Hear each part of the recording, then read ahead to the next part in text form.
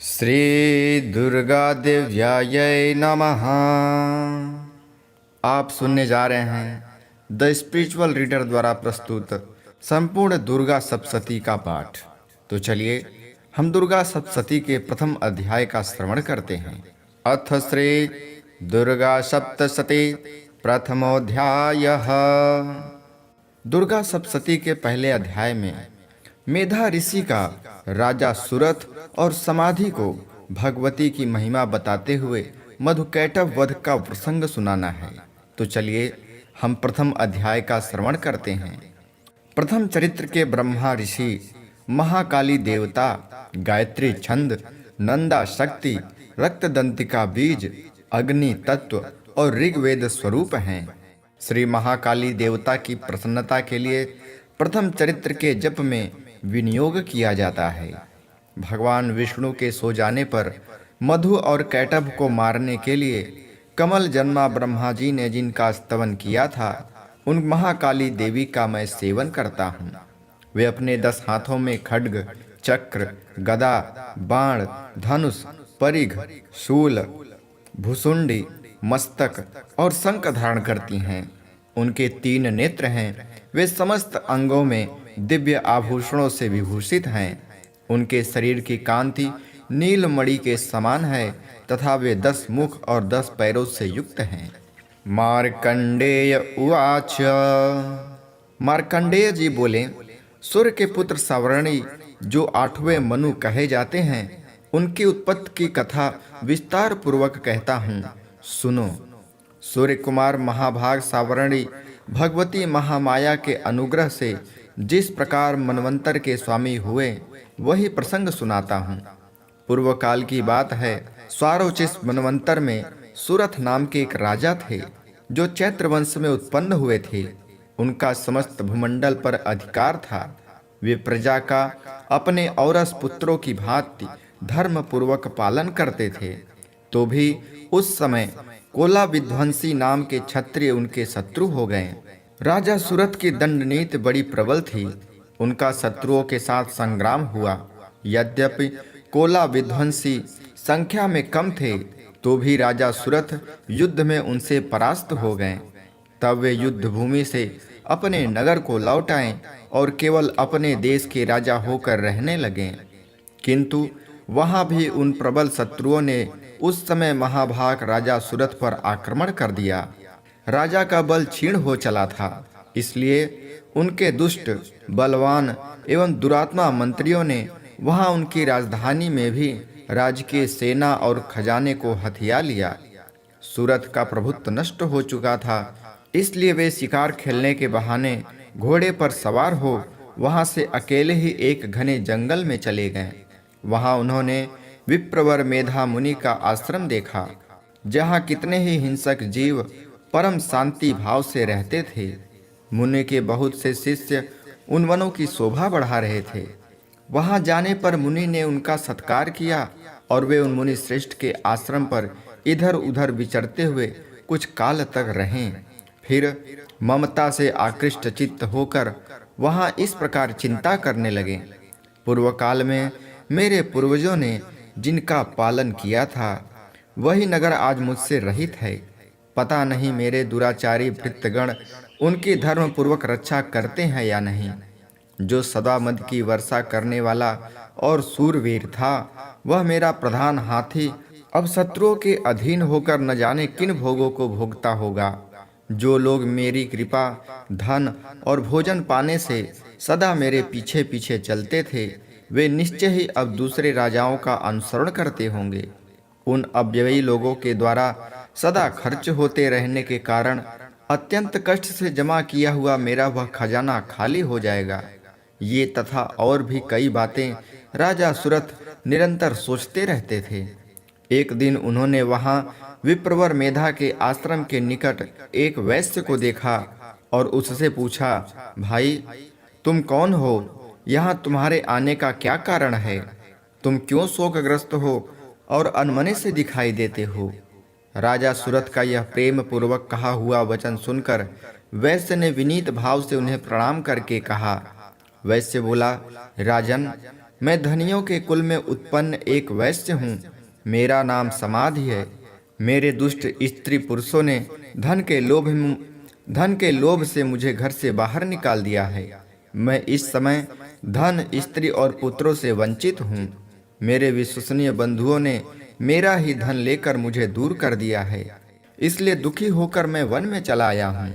यहाँ रहकर मैं इस बात को नहीं जानता कि मेरे पुत्रों की, स्त्री की और स्वजनों की कुशल है या नहीं। इस समय घर में वे कुशल से रहते हैं अथवा उन्हें कोई कष्ट है।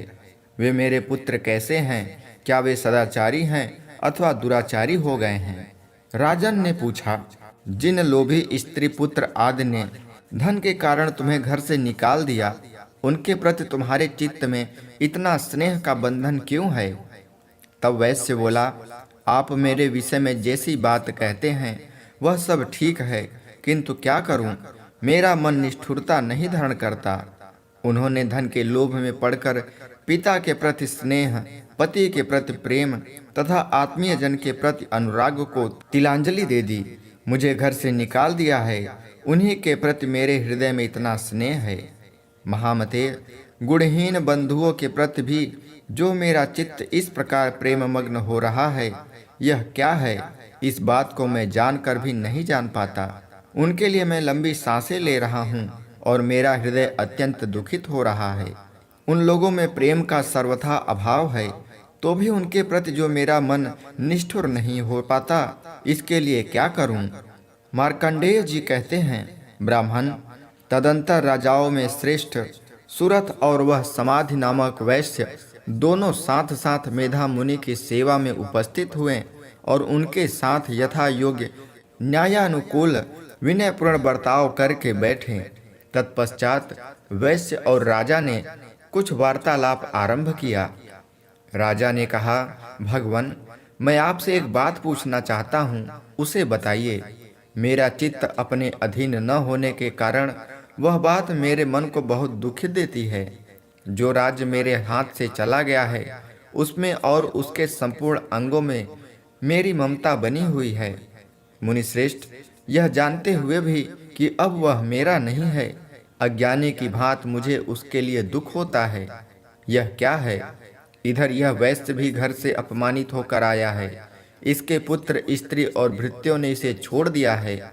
स्वजनों ने भी इसका परित्याग कर दिया है, तो भी यह उनके प्रति अत्यंत हार्दिक स्नेह रखता है।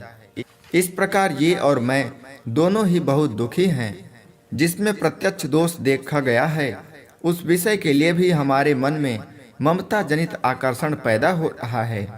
महाभाग, हम दोनों समझदार हैं, तो भी हम में जो मोह पैदा हुआ है, यह क्या है? विवेक शून्य पुरुष की भांति मुझ में और इसमें भी यह मूढ़ता प्रत्यक्ष दिखाई देती है। ऋषि बोले, महाभाग, विषय मार्ग का ज्ञान सब जीव को है। इसी प्रकार विषय भी सबके लिए अलग अलग हैं। कुछ प्राणी दिन में नहीं देखते और दूसरे रात में नहीं देखते, तथा कुछ जीव ऐसे हैं जो दिन और रात्रि में भी बराबर ही देखते हैं। यह ठीक है कि मनुष्य समझदार होते हैं, किंतु केवल वे ही ऐसे नहीं होते। पशु, पक्षी और मृग आदि सभी प्राणी समझदार होते हैं। मनुष्यों की समझ भी वैसी ही होती है जैसी उन मृग और पक्षियों की होती है, तथा जैसी मनुष्यों की होती है वैसे ही उन मृग और पक्षियों की होती है। यह तथा अन्य बातें भी प्रायः दोनों में समान ही होती हैं। समझ होने पर भी इन पक्षियों को तो देखो, ये स्वयं भूख से पीड़ित होते हुए भी मोहवश बच्चों की चोंच में कितने चाव से अन्न के दाने डाल रहे हैं। नरश्रेष्ठ, क्या तुम नहीं देखते कि ये मनुष्य समझदार होते हुए भी लोभवश अपने किए हुए उपकार का बदला पाने के लिए पुत्रों की अभिलाषा करते हैं? यद्यपि उन सब में समझ की कमी नहीं है, तथापि वे संसार की स्थिति बनाए रखने वाले भगवती महामाया के प्रभाव द्वारा ममतामय भाव से युक्त होकर के गहरे गर्त में गिराए गए हैं। इसलिए इसमें आश्चर्य नहीं करना चाहिए। जगदीश्वर भगवान विष्णु की योग निद्रा रूपा जो भगवती महामाया है, उन्हीं से यह जगत मोहित हो रहा है। वे भगवती महामाया देवी ज्ञानियों के भी चित्त को बलपूर्वक खींचकर मोह में डाल देती हैं। वे ही संपूर्ण चराचर जगत की सृष्टि करती हैं तथा वे ही प्रसन्न होने पर मनुष्यों को मुक्ति के लिए वरदान देती हैं। वे ही परा विद्या, संसार बंधन और मोक्ष की हेतुभूता सनातनी देवी तथा संपूर्ण ईश्वरों की भी अधीश्वरी हैं। तब राजा ने पूछा, भगवान, जिन्हें आप महामाया कहते हैं वे देवी कौन हैं? ब्रह्मन, उनका आविर्भाव कैसे हुआ तथा उनके चरित्र कौन कौन हैं? ब्रह्मवेत्ताओं में श्रेष्ठ महर्षि, उन देवी का जैसा प्रभाव हो, जैसा रूप हो और जिस प्रकार प्रादुर्भाव हुआ हो, वह सब मैं आपके मुख से सुनना चाहता हूँ। तब ऋषि बोले, राजन, वास्तव में तो वे देवी नित्य रूपा ही हैं। संपूर्ण जगत उन्हीं का रूप है तथा उन्होंने समस्त विश्व को व्याप्त कर रखा है। तथापि उनका प्राकट्य अनेक प्रकार से होता है। वह मुझसे सुनो। यद्यपि वे नित्य और अजन्मा हैं, तथापि जब देवताओं का कार्य सिद्ध करने के लिए प्रकट होती हैं, उस समय लोक में उत्पन्न हुई कहलाती हैं। कल्प के अंत में जब संपूर्ण जगत एकारणों में निमग्न हो रहा था और सबके प्रभु भगवान विष्णु शेष नाग की सैया बिछाकर योग निद्रा का आश्रय ले सो रहे थे, उस समय उनके कानों के मैल से दो भयंकर असुर उत्पन्न हुए, जो मधु और कैटभ के नाम से विख्यात थे। वे दोनों ब्रह्मा जी का वध करने को तैयार हो गए। भगवान विष्णु के नाभि कमल में विराजमान प्रजापति ब्रह्मा जी ने जब उन दोनों भयानक असुरों को अपने पास आया और भगवान को सोया हुआ देखा, तब एकाग्र चित्त होकर उन्होंने भगवान विष्णु को जगाने के लिए उनके नेत्रों में निवास करने वाली योग निद्रा का स्तवन आरंभ किया, जो इस विश्व की अधीश्वरी, जगत को धारण करने वाली, संसार का पालन और संहार करने वाली तथा तेजः स्वरूप भगवान विष्णु की अनुपम शक्ति है। उन्हीं भगवती निद्रा देवी की भगवान ब्रह्मा स्तुति करने लगे। ब्रह्मा जी ने कहा, देवी, तुम ही स्वाहा, तुम ही स्वधा और तुम ही वषट्कार हो। स्वर भी तुम्हारे ही स्वरूप हैं। तुम ही जीवनदायिनी सुधा हो। नित्य अक्षर प्रणव में आकार, उकार, मकार, इन तीन मात्राओं के रूप में तुम ही स्थित हो तथा इन तीन मात्राओं के अतिरिक्त जो बिंदु रूपा नित्य अर्ध मात्र है, जिसका विशेष रूप से उच्चारण नहीं किया जा सकता, वह भी तुम ही हो। देवी, तुम ही संध्या, सावित्री तथा परम जननी हो। देवी, तुम ही इस विश्व ब्रह्मांड को धारण करती हो। तुमसे ही इस जगत की सृष्टि होती है, तुम ही से इसका पालन होता है और सदा तुम ही कल्प के अंत में सबको अपना ग्रास बना लेती हो। जगन्मयी देवी, इस जगत की उत्पत्ति के समय तुम श्रेष्ठ रूपा हो, पालन काल में स्थिति रूपा हो तथा कल्पांत के समय संहार रूप धारण करने वाली हो। तुम ही महाविद्या, महामाया, महामेधा, महास्मृति, महामोह रूपा, महादेवी और महासुरा हो। तुम ही तीनों गुणों को उत्पन्न करने वाली सबकी प्रकृति हो। भयंकर काल रात्रि, महारात्रि और मोह रात्रि भी तुम ही हो। तुम ही श्री, तुम ही ईश्वरी, तुम ही ह्री और तुम ही बोध स्वरूपा बुद्धि हो। लज्जा, पुष्टि, तुष्टि, शांति और क्षमा भी तुम ही हो। तुम खड्ग धारणी, शूल धारणी, घोर रूपा तथा गदा, चक्र, शंख और धनुष धारण करने वाली हो। बाण, भुषुंडी और परिधि ये भी तुम्हारे अस्त्र हैं। तुम सैया और सौम्यतर हो। इतना ही नहीं, जितने भी सौम्य एवं सुंदर पदार्थ हैं, उन सब की अपेक्षा तुम अत्यधिक सुंदरी हो। पर और अपर, सबसे परे रहने वाली परमेश्वरी तुम ही हो। सर्वस्वरूपे देवी, कहीं भी सत असत रूप जो कुछ वस्तुएं हैं और उन सब की जो शक्ति है, वह तुम ही हो। ऐसी अवस्था में तुम्हारी स्तुति क्या हो सकती है? जो इस जगत की सृष्टि, पालन और संहार करते हैं, उन भगवान को भी जब तुमने निद्रा के अधीन कर दिया है, तब तुम्हारी स्तुति करने में यहाँ कौन समर्थ हो सकता है? मुझको, भगवान शंकर को तथा भगवान विष्णु को भी तुमने ही शरीर धारण कराया है, अतः तुम्हारी स्तुति करने की शक्ति किसमें है? देवी, तुम तो अपने इस उदार भाव से ही प्रशंसित हो। ये जो दोनों दुर्धर्ष असुर मधु और कैटभ हैं, इनको मुंह में डाल दो और जगदीश्वर भगवान विष्णु को शीघ्र ही जगा दो। साथ ही इनके भीतर इन दोनों महान असुरों को मार डालने की बुद्धि उत्पन्न कर दो। ऋषि कहते हैं, राजन, जब ब्रह्मा जी ने वहां मधु और कैटभ को मारने के उद्देश्य से भगवान विष्णु को जगाने के लिए तमोगुण की अधिष्ठात्री देवी योग निद्रा की इस प्रकार स्तुति की, तब वे भगवान के नेत्र, मुख, नासिका, बाहु, हृदय और वक्षस्थल से निकलकर अव्यक्त जन्मा ब्रह्मा जी की दृष्टि के समक्ष खड़ी हो गईं।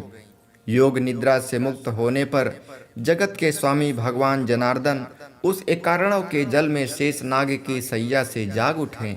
फिर उन्होंने उन दोनों असुरों को देखा। वे दुरात्मा मधु और कैटभ अत्यंत बलवान तथा पराक्रमी थे और क्रोध से लाल आंखें किए ब्रह्मा जी को खा जाने के लिए उद्योग कर रहे थे। तब भगवान श्री हरि ने उठकर उन दोनों के साथ 5000 वर्ष तक केवल बाहु युद्ध किया। वे दोनों भी अत्यंत बल के कारण उन्मत्त हो रहे थे। इधर महामाया ने भी उन्हें मोह में डाल रखा था, इसलिए वे भगवान विष्णु से कहने लगे, हम तुम्हारी वीरता से संतुष्ट हैं, तुम हम लोगों से कोई वर मांगो। श्री भगवान बोले, यदि तुम दोनों मुझ पर प्रसन्न हो तो अब मेरे हाथ से मारे जाओ। बस इतना सा ही मैंने वर मांगा है, यहाँ दूसरे किसी वर से क्या लेना। ऋषि कहते हैं, इस प्रकार धोखे में आ जाने पर जब उन्होंने संपूर्ण जगत में जल ही जल देखा, तब कमल नयन भगवान ने कहा, जहाँ पृथ्वी जल में डूबी हुई न हो, जहाँ सूखा स्थान हो, वहीं हमारा वध करो। ऋषि कहते हैं, तब तथास्तु कहकर शंख, चक्र और गदा धारण करने वाले भगवान ने उन दोनों के मस्तक अपनी जंघा पर रखकर चक्र से काट डालें। इस प्रकार ये देवी महामाया ब्रह्मा जी की स्तुति करने पर स्वयं प्रकट हुई थी। अब पुनः तुमसे उनके प्रभाव का वर्णन करता हूँ, सुनो। इस प्रकार श्री मार्कंडेय पुराण में सावर्णिक मनवंतर की कथा के अंतर्गत देवी महात्म्य में मधु कैटभ वध नामक पहला अध्याय पूरा हुआ। दूसरा अध्याय देवताओं के तेज से देवी का प्रादुर्भाव और महिषासुर की सेना का वध। ऋषि कहते हैं, पूर्व काल में देवताओं और असुरों में पूरे 100 वर्षों तक घोर संग्राम हुआ था। उनमें असुरों का स्वामी महिषासुर था और देवताओं के नायक इंद्र थे। उस युद्ध में देवताओं की सेना महाबली असुरों से परास्त हो गई। संपूर्ण देवताओं को जीतकर महिषासुर इंद्र बन बैठा। तब पराजित देवता प्रजापति ब्रह्मा जी को आगे करके उस स्थान पर गए जहां भगवान शंकर और विष्णु विराजमान थे।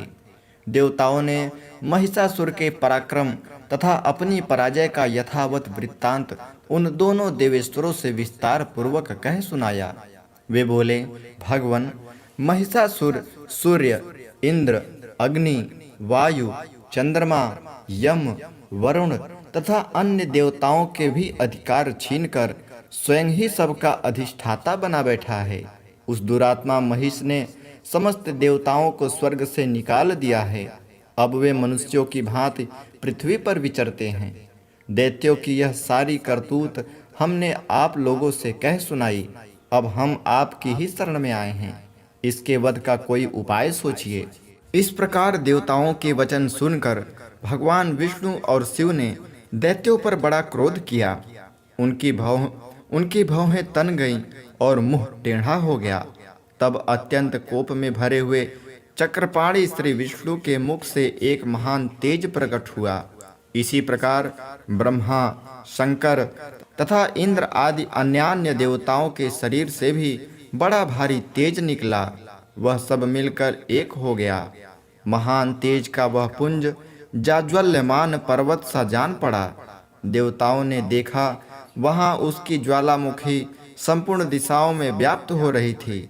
संपूर्ण देवताओं के शरीर से प्रकट हुए उस तेज की कहीं तुलना नहीं थी। एकत्रित होने पर वह एक नारी के रूप में परिणत हो गया और अपने प्रकाश से तीनों लोकों में व्याप्त जान पड़ा। भगवान शंकर का जो तेज था, उससे एक देवी का मुख प्रकट हुआ। यमराज के तेज से उसके सिर में बाल निकल आए। श्री विष्णु भगवान के तेज से उसकी भुजाएं उत्पन्न हुई। चंद्रमा के तेज से दोनों स्तनों का और इंद्र के तेज से मध्य भाग का प्रादुर्भाव हुआ। वरुण के तेज से जंघा और पिंडली तथा पृथ्वी के तेज से नितंब भाग प्रकट हुआ। ब्रह्मा के तेज से दोनों चरण और सूर्य के तेज से उसकी अंगुलियां आई हुई। वसुओं के तेज से हाथों की अंगुलियां और कुबेर के तेज से नासिका प्रकट हुई। उस देवी के दांत प्रजापति के तेज से और तीनों नेत्र अग्नि के तेज से प्रकट हुए। उनके भौहें संध्या के और कान वायु के तेज से उत्पन्न हुए थे। इसी प्रकार अन्यान्य देवताओं के तेज से भी उस कल्याणमयी देवी का आविर्भाव हुआ। तदंतर समस्त देवताओं के तेज पुंज से प्रकट हुई देवी को देखकर महिषासुर के सताए हुए देवता बहुत प्रसन्न हुए। पिनाकधारी भगवान शंकर ने अपने शूल से एक शूल निकालकर उन्हें दिया। फिर भगवान विष्णु ने भी अपने चक्र से चक्र उत्पन्न करके भगवती को अर्पण किया। वरुण ने भी शंख भेंट किया। अग्नि ने उन्हें शक्ति दी और वायु ने धनुष तथा बाण से भरे हुए 2 तरकस प्रदान किए। सहस्त्र नेत्रों वाले देवराज इंद्र ने अपने वज्र से वज्र उत्पन्न करके दिया और ऐरावत हाथी से उतारकर एक घंटा भी प्रदान किया। यमराज ने काल दंड से दंड, वरुण ने पास, प्रजापति ने स्फटिक काक्ष की माला तथा ब्रह्मा जी ने कमंडलू भेंट किया। सूर्य ने देवी के समस्त रोम कूपों में अपने किरणों का तेज भर दिया। काल ने उन्हें चमकती हुई ढाल और तलवार दी। क्षीर समुद्र ने उज्ज्वल हार तथा कभी जीर्ण न होने वाले 2 दिव्य वस्त्र भेंट किए। साथ ही उन्होंने दिव्य चूड़ामणि, 2 कुंडल, कड़े, उज्ज्वल अर्धचंद्र, सब बाहुओं के लिए केयूर, दोनों चरणों के लिए निर्मल नुपुर, गले की सुंदर हंसली और सब अंगुलियों में पहनने के लिए रत्नों की बनी अंगूठियां भी दी। विश्वकर्मा ने उन्हें अत्यंत निर्मल फरसा भेंट किया। साथ ही अनेक प्रकार के वस्त्र और अभेद्य कवच दिए। इनके सिवा मस्तक और वक्षस्थल पर धारण करने के लिए कभी न कुम्हलाने वाले कमलों की मालाएं दी। जलद ने उन्हें सुंदर कमल का फूल भेंट किया। हिमालय ने सवारी के लिए सिंह तथा भांत भांत के रत्न समर्पित किए। ध्यानाध्यक्ष कुबेर ने मधु से भरा पान पात्र तथा संपूर्ण नगरों के राजा शेष ने जो इस पृथ्वी को धारण करते हैं उन्हें बहुमूल्य मणियों से विभूषित नागहार भेंट दिया। इसी प्रकार अन्य देवताओं ने भी आभूषण और वस्त्र शस्त्र देकर देवी का सम्मान किया। तत्पश्चात उन्होंने बारंबार अट्टहास पूर्वक उच्च स्वर में गर्जना की। उनके भयंकर नाद से संपूर्ण आकाश गूंज उठा। देवी का वह अत्यंत उच्च स्वर से किया हुआ सिंहनाद कहीं समा न सका। आकाश उसके सामने लघु प्रतीत होने लगा। उससे बड़े जोर की प्रतिध्वनि हुई, जिससे संपूर्ण विश्व में हलचल मच गई और समुद्र कांप उठे। पृथ्वी डोलने लगी और समस्त पर्वत हिलने लगे। उस समय देवताओं ने अत्यंत प्रसन्नता के साथ सिंहवाहिनी भगवती से कहा, देवी तुम्हारी जय हो। साथ ही महर्षियों ने भक्ति भाव से विनय पूर्वक होकर उनका स्तवन किया। संपूर्ण त्रिलोकी को क्षोभग्रस्त देख दैत्यगण अपनी समस्त सेनाओं को कवच आदि से सुसज्जित कर हाथों में हथियार ले सहसा उठकर खड़े हो गए। उस समय महिषासुर ने बड़े क्रोध में आकर कहा, आह, यह क्या हो रहा है। फिर वह संपूर्ण असुरों से घिरकर उस सिंहनाद की ओर लक्ष्य करके दौड़ा और आगे पहुंचकर उसने देवी को देखा, जो अपनी प्रभाव से तीनों लोगों को प्रकाशित कर रही थी। उनके चरणों के भार से पृथ्वी दबी जा रही थी। माथे के मुकुट से आकाश में रेखाएं खींच गई थी तथा वे अपने धनुष की टंकार से 7 पातालों को क्षुब्ध किए देती थी। देवी अपनी हजारों भुजाओं से संपूर्ण दिशाओं को आच्छादित करके खड़ी थी। तदंतर उनके साथ दैत्यों का युद्ध छिड़ा। नाना प्रकार के अस्त्र शस्त्रों के प्रहार से संपूर्ण दिशाएं उद्भासित होने लगीं। चिच्छूर नामक महान असुर महिषासुर का सेना नायक था। वह देवी के साथ युद्ध करने लगा। अन्य देवताओं की चतुरंगिणी सेना साथ लेकर चामर भी लड़ने लगा। 60,000 रथियों के साथ आकर उदग्र नामक महादैत्य ने लोहा लिया। 1 करोड़ रथियों को साथ लेकर महाहनु नामक दैत्य युद्ध करने लगा, जिसके रोए तलवार के समान तीखे थे। वह असिलोमा नामक महादैत्य 5 करोड़ रथी सैनिकों सहित युद्ध में आकर डटा। 60 लाख रथियों से घिरा हुआ वास्कल नामक दैत्य भी उस युद्ध में लड़ने लगा। परिवारित नामक राक्षस हाथी सवार और घुड़सवारों के अनेक दलों तथा 1 करोड़ रथियों की सेना लेकर युद्ध करने लगा। विड़ाल नामक दैत्य 5 अरब रथियों से घिरकर लोहा लेने लगा। इनके अतिरिक्त और भी हजारों महादैत्य रथ, हाथी और घोड़ों की सेना को साथ लेकर वहां देवी के साथ युद्ध करने लगे।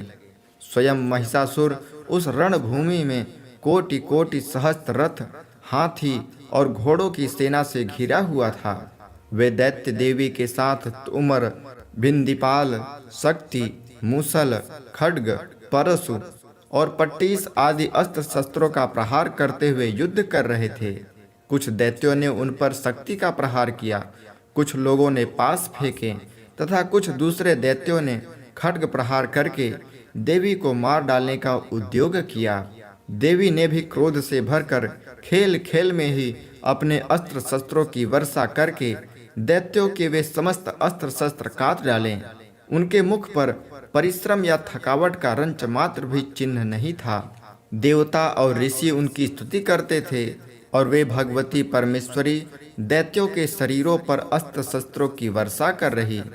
देवी का वाहन सिंह भी क्रोध में भरकर गर्दन के बालों को हिलाता हुआ असुरों की सेना में इस प्रकार विचरने लगा मानो वनों में दावानल फैल रहा हो। रणभूमि में दैत्यों के साथ युद्ध करती हुई अंबिका देवी ने जितने निःश्वास छोड़े वे सभी तत्काल सैकड़ों हजारों गणों के रूप में प्रकट हो गए और परशु, भिंदीपाल, खड्ग तथा पट्टीस आदि अस्त्रों द्वारा असुरों का सामना करने लगे। देवी की शक्ति से बढ़े हुए वे गण असुरों का नाश करते हुए नगाड़ा और शंख आदि बजाने लगे। उस संग्राम महोत्सव में कितने ही गण मृदंग बजा रहे थे। तदंतर देवी ने त्रिशूल से, गदा से, शक्ति की वर्षा से और खड्ग आदि से सैकड़ों महादैत्यों का संहार कर डाला। कितनों को घंटे के भयंकर नाद से मूर्छित करके मार गिराया। बहुतेरे दैत्यों को पास से बांधकर धरती पर घसीटा। कितने ही दैत्य उनकी तीखी तलवार की मार से 2 टुकड़े हो गए। कितने ही गदा की चोट से घायल हो धरती पर सो गए। कितने ही मूसल की मार से अत्यंत आहत होकर रक्त वमन करने लगे। कुछ दैत्य सूल से छाती फट जाने के कारण पृथ्वी पर ढेर हो गए। उस रणांगण में बाण समूहों की वृष्टि से कितने ही असुरों के कमर टूट गई। बाज की तरह झपटने वाले देवपीड़क दैत्यगण अपने प्राणों से हाथ धोने लगे। किन्हीं की बाहें छिन्न भिन्न हो गईं, कितनों की गर्दनें कट गईं, कितने ही दैत्यों के मस्तक कटकर गिरने लगे। कुछ लोगों के शरीर मध्य भाग में ही विदीर्ण हो गए। कितने ही महादैत्य जांघें कट जाने से पृथ्वी पर गिर पड़े। कितनों को ही देवी ने 1 बाह, 1 पैर और 1 नेत्र वाले करके 2 टुकड़ों में चीर डाला। कितने ही दैत्य मस्तक कट जाने पर भी गिरकर फिर उठ जाते और केवल धड़ के ही रूप में अच्छे अच्छे हथियार हाथ में ले देवी के साथ युद्ध करने लगते। दूसरे कबंध युद्ध के बाजों की लय पर नाचते थे।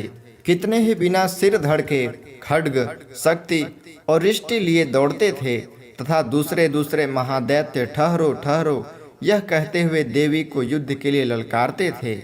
जहाँ वह घोर संग्राम हुआ था वहाँ की धरती देवी के गिराए हुए रथ, हाथी, घोड़े और असुरों की लाशों से ऐसी पट गई थी कि वहाँ चलना फिरना असंभव हो गया था। दैत्यों की सेना में हाथी, घोड़े और असुरों के शरीरों से इतनी अधिक मात्रा में रक्तपात हुआ था कि थोड़ी ही देर में वहाँ खून की बड़ी बड़ी नदियाँ बहने लगीं। जगदम्बा ने असुरों की विशाल सेना को क्षण भर में नष्ट कर दिया। ठीक उसी तरह जैसे तृण और काठ के भारी ढेर को आग कुछ ही क्षणों में भस्म कर देती है। और वह सिंह भी गर्दन के बालों को हिला हिलाकर जोर जोर से गर्जना करता हुआ दैत्यों के शरीरों से मानो उनके प्राण चूने लेता। वहां देवी के गणों ने भी उन महादैत्यों के साथ ऐसा युद्ध किया जिससे आकाश में खड़े हुए देवतागण उन पर बहुत संतुष्ट हुए और फूल बरसाने लगे। इस प्रकार मार्कंडेय पुराण में सावर्णिक मनवंतर की कथा के अंतर्गत देवी महात्म्य में महिषासुर की सेना का वध नामक दूसरा अध्याय पूरा हुआ। तीसरा अध्याय, सेनापतियों सहित महिषासुर का वध। ऋषि कहते हैं, दैत्यों की सेना को इस प्रकार तहस नहस होते देख महादैत्य सेनापति चिच्छूर क्रोध में भरकर अंबिका देवी से युद्ध करने के लिए आगे बढ़ा। वह असुर रणभूमि में देवी के ऊपर इस प्रकार बाणों की वर्षा करने लगा जैसे बादल मेरुगिर के शिखर पर पानी की धाराएं बरसा रहा हो। तब देवी ने अपने बाणों से उसके बाण समूह को अनायास ही काटकर उसके घोड़ों और सारथी को भी मार डाला। साथ ही उसके धनुष तथा अत्यंत ऊंची ध्वजा को भी तत्काल काट गिराया। धनुष कट जाने पर भी उसके अंगों को अपने बाणों से बीध डाला। धनुष, रथ, घोड़े और सारथी के नष्ट हो जाने पर वह असुर ढाल और तलवार लेकर देवी की ओर दौड़ा। उसने तीखी धार वाली तलवार से हिंस के मस्तक पर चोट करके देवी की भी बाईं भुजा में बड़े वेग से प्रहार किया। राजन, देवी की बाह पर पहुंचते ही वह तलवार टूट गई। फिर तो क्रोध से लाल आंखें करके उस राक्षस ने शूल हाथ में लिया और उसे उस महादैत्य ने भगवती भद्रकाली के ऊपर चलाया। वह शूल आकाश से गिरते हुए सूर्यमंडल की भांति अपने तेज से प्रज्वलित हो उठा। उस शूल को अपनी ओर आते देख देवी ने भी शूल का प्रहार किया। उससे राक्षस के शूल के सैकड़ों टुकड़े हो गए। साथ ही महादैत्य चिच्छूर की भी धज्जियां उड़ गईं। वह प्राणों से हाथ धो बैठा। महिषासुर के सेनापति उस पराक्रमी चिच्छूर के मारे जाने पर देवताओं को पीड़ा देने वाला चामर हाथी पर चढ़कर आया। उसने भी देवी के ऊपर शक्ति का प्रहार किया, किंतु जगदम्बा ने उसे अपने हुंकार से ही आहत एवं विप्रभ करके तत्काल पृथ्वी पर गिरा दिया। शक्ति टूटकर गिरी हुई देख चामर को बड़ा क्रोध हुआ। अब उसने शूल चलाया, किंतु देवी ने उसे भी अपने बाणों द्वारा काट डाला। इतने में ही देवी का सिंह उछलकर हाथी के मस्तक पर चढ़ा और उस दैत्य के साथ खूब जोर लगाकर बाहु युद्ध करने लगा। वे दोनों लड़ते लड़ते हाथी से पृथ्वी पर आ गए, एक दूसरे पर बड़े भयंकर प्रहार करते हुए लड़ने लगे। तदंतर सिंह बड़े वेग से आकाश की ओर उछला और उधर से गिरते समय अपने पंजों की मार से चामर का सिर धड़ से अलग कर दिया। इसी प्रकार उदग्र भी शिला और वृक्ष आदि की मार खाकर रणभूमि में देवी के हाथ से मारा गया तथा कराल भी दांतों, मुक्कों और थप्पड़ों की चोट से धराशाही हो गया। क्रोध से भरी हुई देवी ने गदा की चोट से उद्धत का कचूमर निकाल डाला। भिंदीपाल से वास्कल को तथा बाणों से ताम्र और अंधक को मौत के घाट उतार दिया। तीन नेत्रों वाली परमेश्वरी ने त्रिशूल से उग्रास्य, उग्रवीर्य तथा महाहनु नामक दैत्यों को मार डाला। तलवार की चोट से विड़ाल के मस्तक को धड़ से काट डाला। दुर्धर और दुर्मुख इन दोनों को भी अपने बाणों से यमलोक भेज दिया। इस प्रकार अपनी सेना का संहार होता देख महिषासुर ने भैंसे का रूप धारण करके देवी के गणों को त्रास देना आरंभ किया। किन्हीं को थुथुनों से मारकर, किन्हीं के ऊपर खुरों का प्रहार करके, किन्हीं किन्हीं को पूंछ से चोट पहुंचाकर, कुछ को सिंहों से विदीर्ण करके, कुछ गणों को वेग से, किसी को सिंहनाद से, कुछ को चक्कर देकर और कितनों को निःश्वास वायु के झोंकों से धराशाही कर दिया। इस प्रकार गणों की सेना को गिराकर वह असुर महादेवी के सिंह को मारने के लिए झपटा। इससे जगदम्बा को बड़ा क्रोध हुआ। उधर महापराक्रमी महिषासुर भी क्रोध में भरकर धरती को खुरों से खोदने लगा तथा अपने सिंहों से ऊंचे ऊंचे पर्वतों को उठाकर फेंकने और गरजने लगा। उसके वेग से चक्कर देने के कारण पृथ्वी क्षुब्ध होकर फटने लगी। उसकी पूंछ से टकराकर समुद्र सब ओर से धरती को डुबोने लगा। हिलते हुए सिंहों के आघात से विदीर्ण होकर बादलों के टुकड़े टुकड़े हो गए। उसके श्वास की प्रचंड वायु के वेग से उड़े हुए सैकड़ों पर्वत आकाश से गिरने लगे। इस प्रकार क्रोध में भरे हुए उस महादैत्य को अपनी ओर आते देख चंडिका ने उसका वध करने के लिए महान क्रोध किया। उन्होंने पास फेंक कर उस महान असुर को बांध लिया। उस महासंग्राम में बंध जाने पर उसने भैंसे का रूप त्याग दिया और तत्काल सिंह के रूप में वह प्रकट हो गया। उस अवस्था में जगदम्बा ज्यों ही उसका मस्तक काटने के लिए उद्यत हुई, त्यों ही वह खड्गधारी पुरुष के रूप में दिखाई देने लगा। तब देवी ने तुरंत ही बाणों की वर्षा करके ढाल और तलवार के साथ उस पुरुष को भी बींध डाला। इतने में ही वह महान गजराज के रूप में परिणित हो गया तथा अपनी सूंड से देवी के विशाल सिंह को खींचने और गर्जने लगा। खींचते समय देवी ने तलवार से उसकी सूंड काट डाली। तब वह महादैत्य ने पुनः भैंसे का सिर धारण कर लिया और पहले की भांति चराचर प्राणियों सहित तीनों लोकों को व्याकुल करने लगा। तब क्रोध से भरी हुई जगन माता चंडिका बारंबार उत्तम मधु का पान करने और लाल आंखें करके हंसने लगी।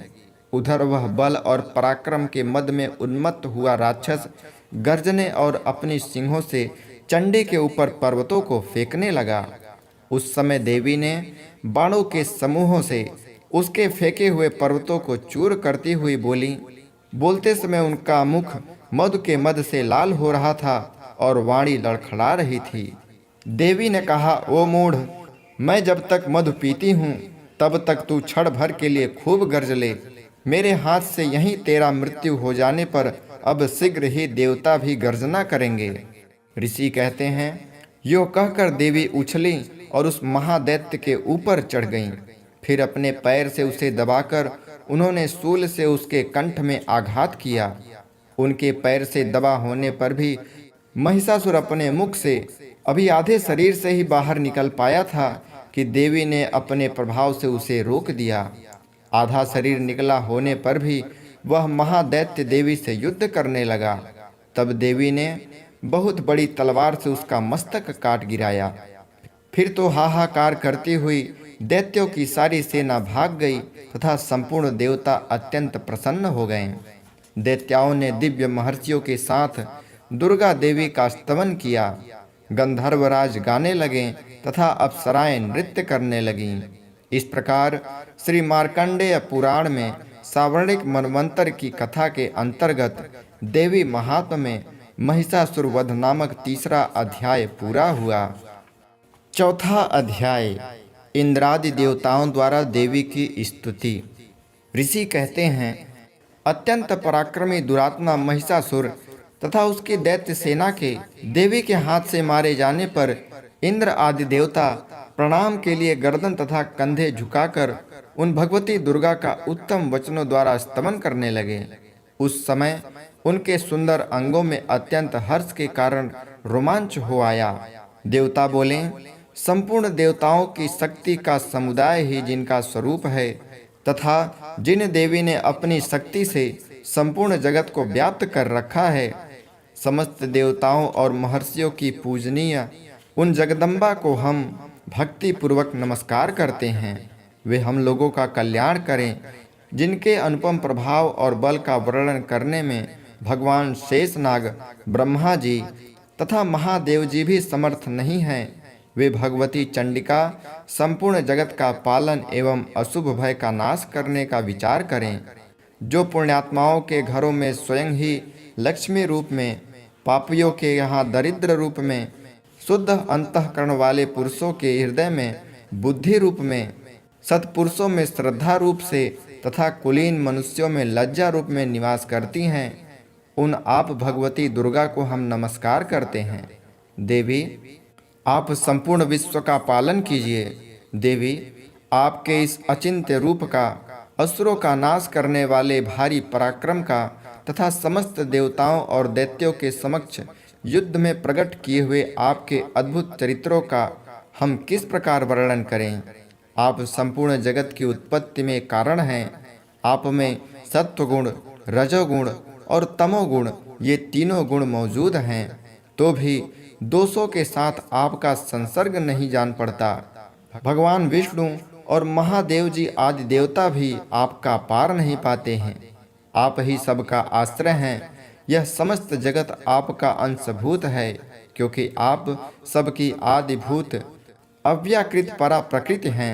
देवी, संपूर्ण यज्ञों में जिसके उच्चारण से सब देवता तृप्ति लाभ करते हैं, वह स्वाहा आप ही हैं। इसके अतिरिक्त आप पितरों की तृप्ति का कारण है, अतएव सब लोग आपको स्वधा भी कहते हैं। देवी, जो मोक्ष की प्राप्ति का साधन है, अचिंत महाव्रत स्वरूपा है, समस्त दोषों से रहित, जितेंद्रिय, तत्व को ही सार वस्तु मानने वाली तथा मोक्ष की अभिलाषा करने वाली मुनिजन जिनका अभ्यास करते हैं, वह भगवती परा विद्या आप ही हैं। आप शब्द स्वरूपा हैं। अत्यंत निर्मल ऋग्वेद, यजुर्वेद तथा उद्गीत के मनोहर पदों के पाठ से युक्त सामवेद का आधार भी आप ही हैं। आप देवी, त्रयी और भगवती हैं। इस विश्व की उत्पत्ति एवं पालन के लिए आप ही वार्ता के रूप में प्रकट हुई। आप संपूर्ण जगत की घोर पीड़ा का नाश करने वाली देवी, जिससे समस्त शास्त्रों के सार का ज्ञान होता है, वह मेधा शक्ति आप ही हैं। दुर्गम भवसागर से पार उतारने वाली नौका रूप दुर्गा देवी भी आप ही हैं। आपकी कहीं भी आसक्ति नहीं है। कैटभ के शत्रु भगवान विष्णु के वक्षस्थल में एकमात्र निवास करने वाली भगवती लक्ष्मी तथा भगवान चंद्रशेखर द्वारा सम्मानित गौरी देवी भी आप ही हैं। आपका मुख मंद मुस्कान से सुशोभित, निर्मल, पूर्ण चंद्रमा के बिंब का अनुकरण करने वाला है और उत्तम स्वर्ण की मनोहर कांति से कमनीय है। तो भी उसे देखकर महिषासुर को क्रोध हुआ और सहसा उसने उस पर प्रहार कर दिया। यह बड़े आश्चर्य की बात है।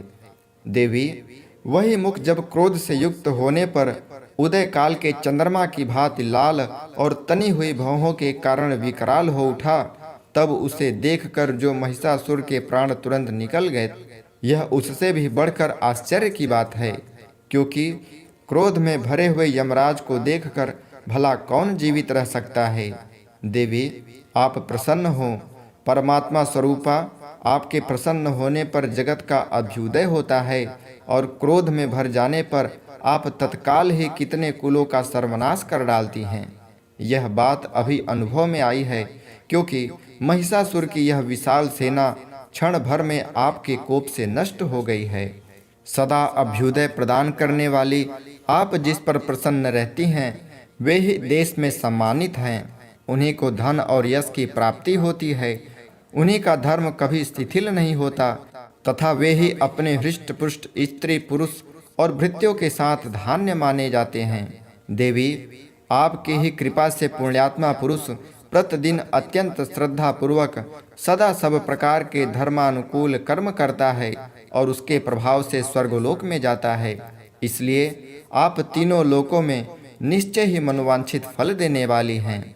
माँ दुर्गे, आप स्मरण करने पर सब प्राणियों का भय हर लेती हैं और स्वस्थ पुरुषों द्वारा चिंतन करने पर उन्हें परम कल्याणमय बुद्धि प्रदान करती हैं।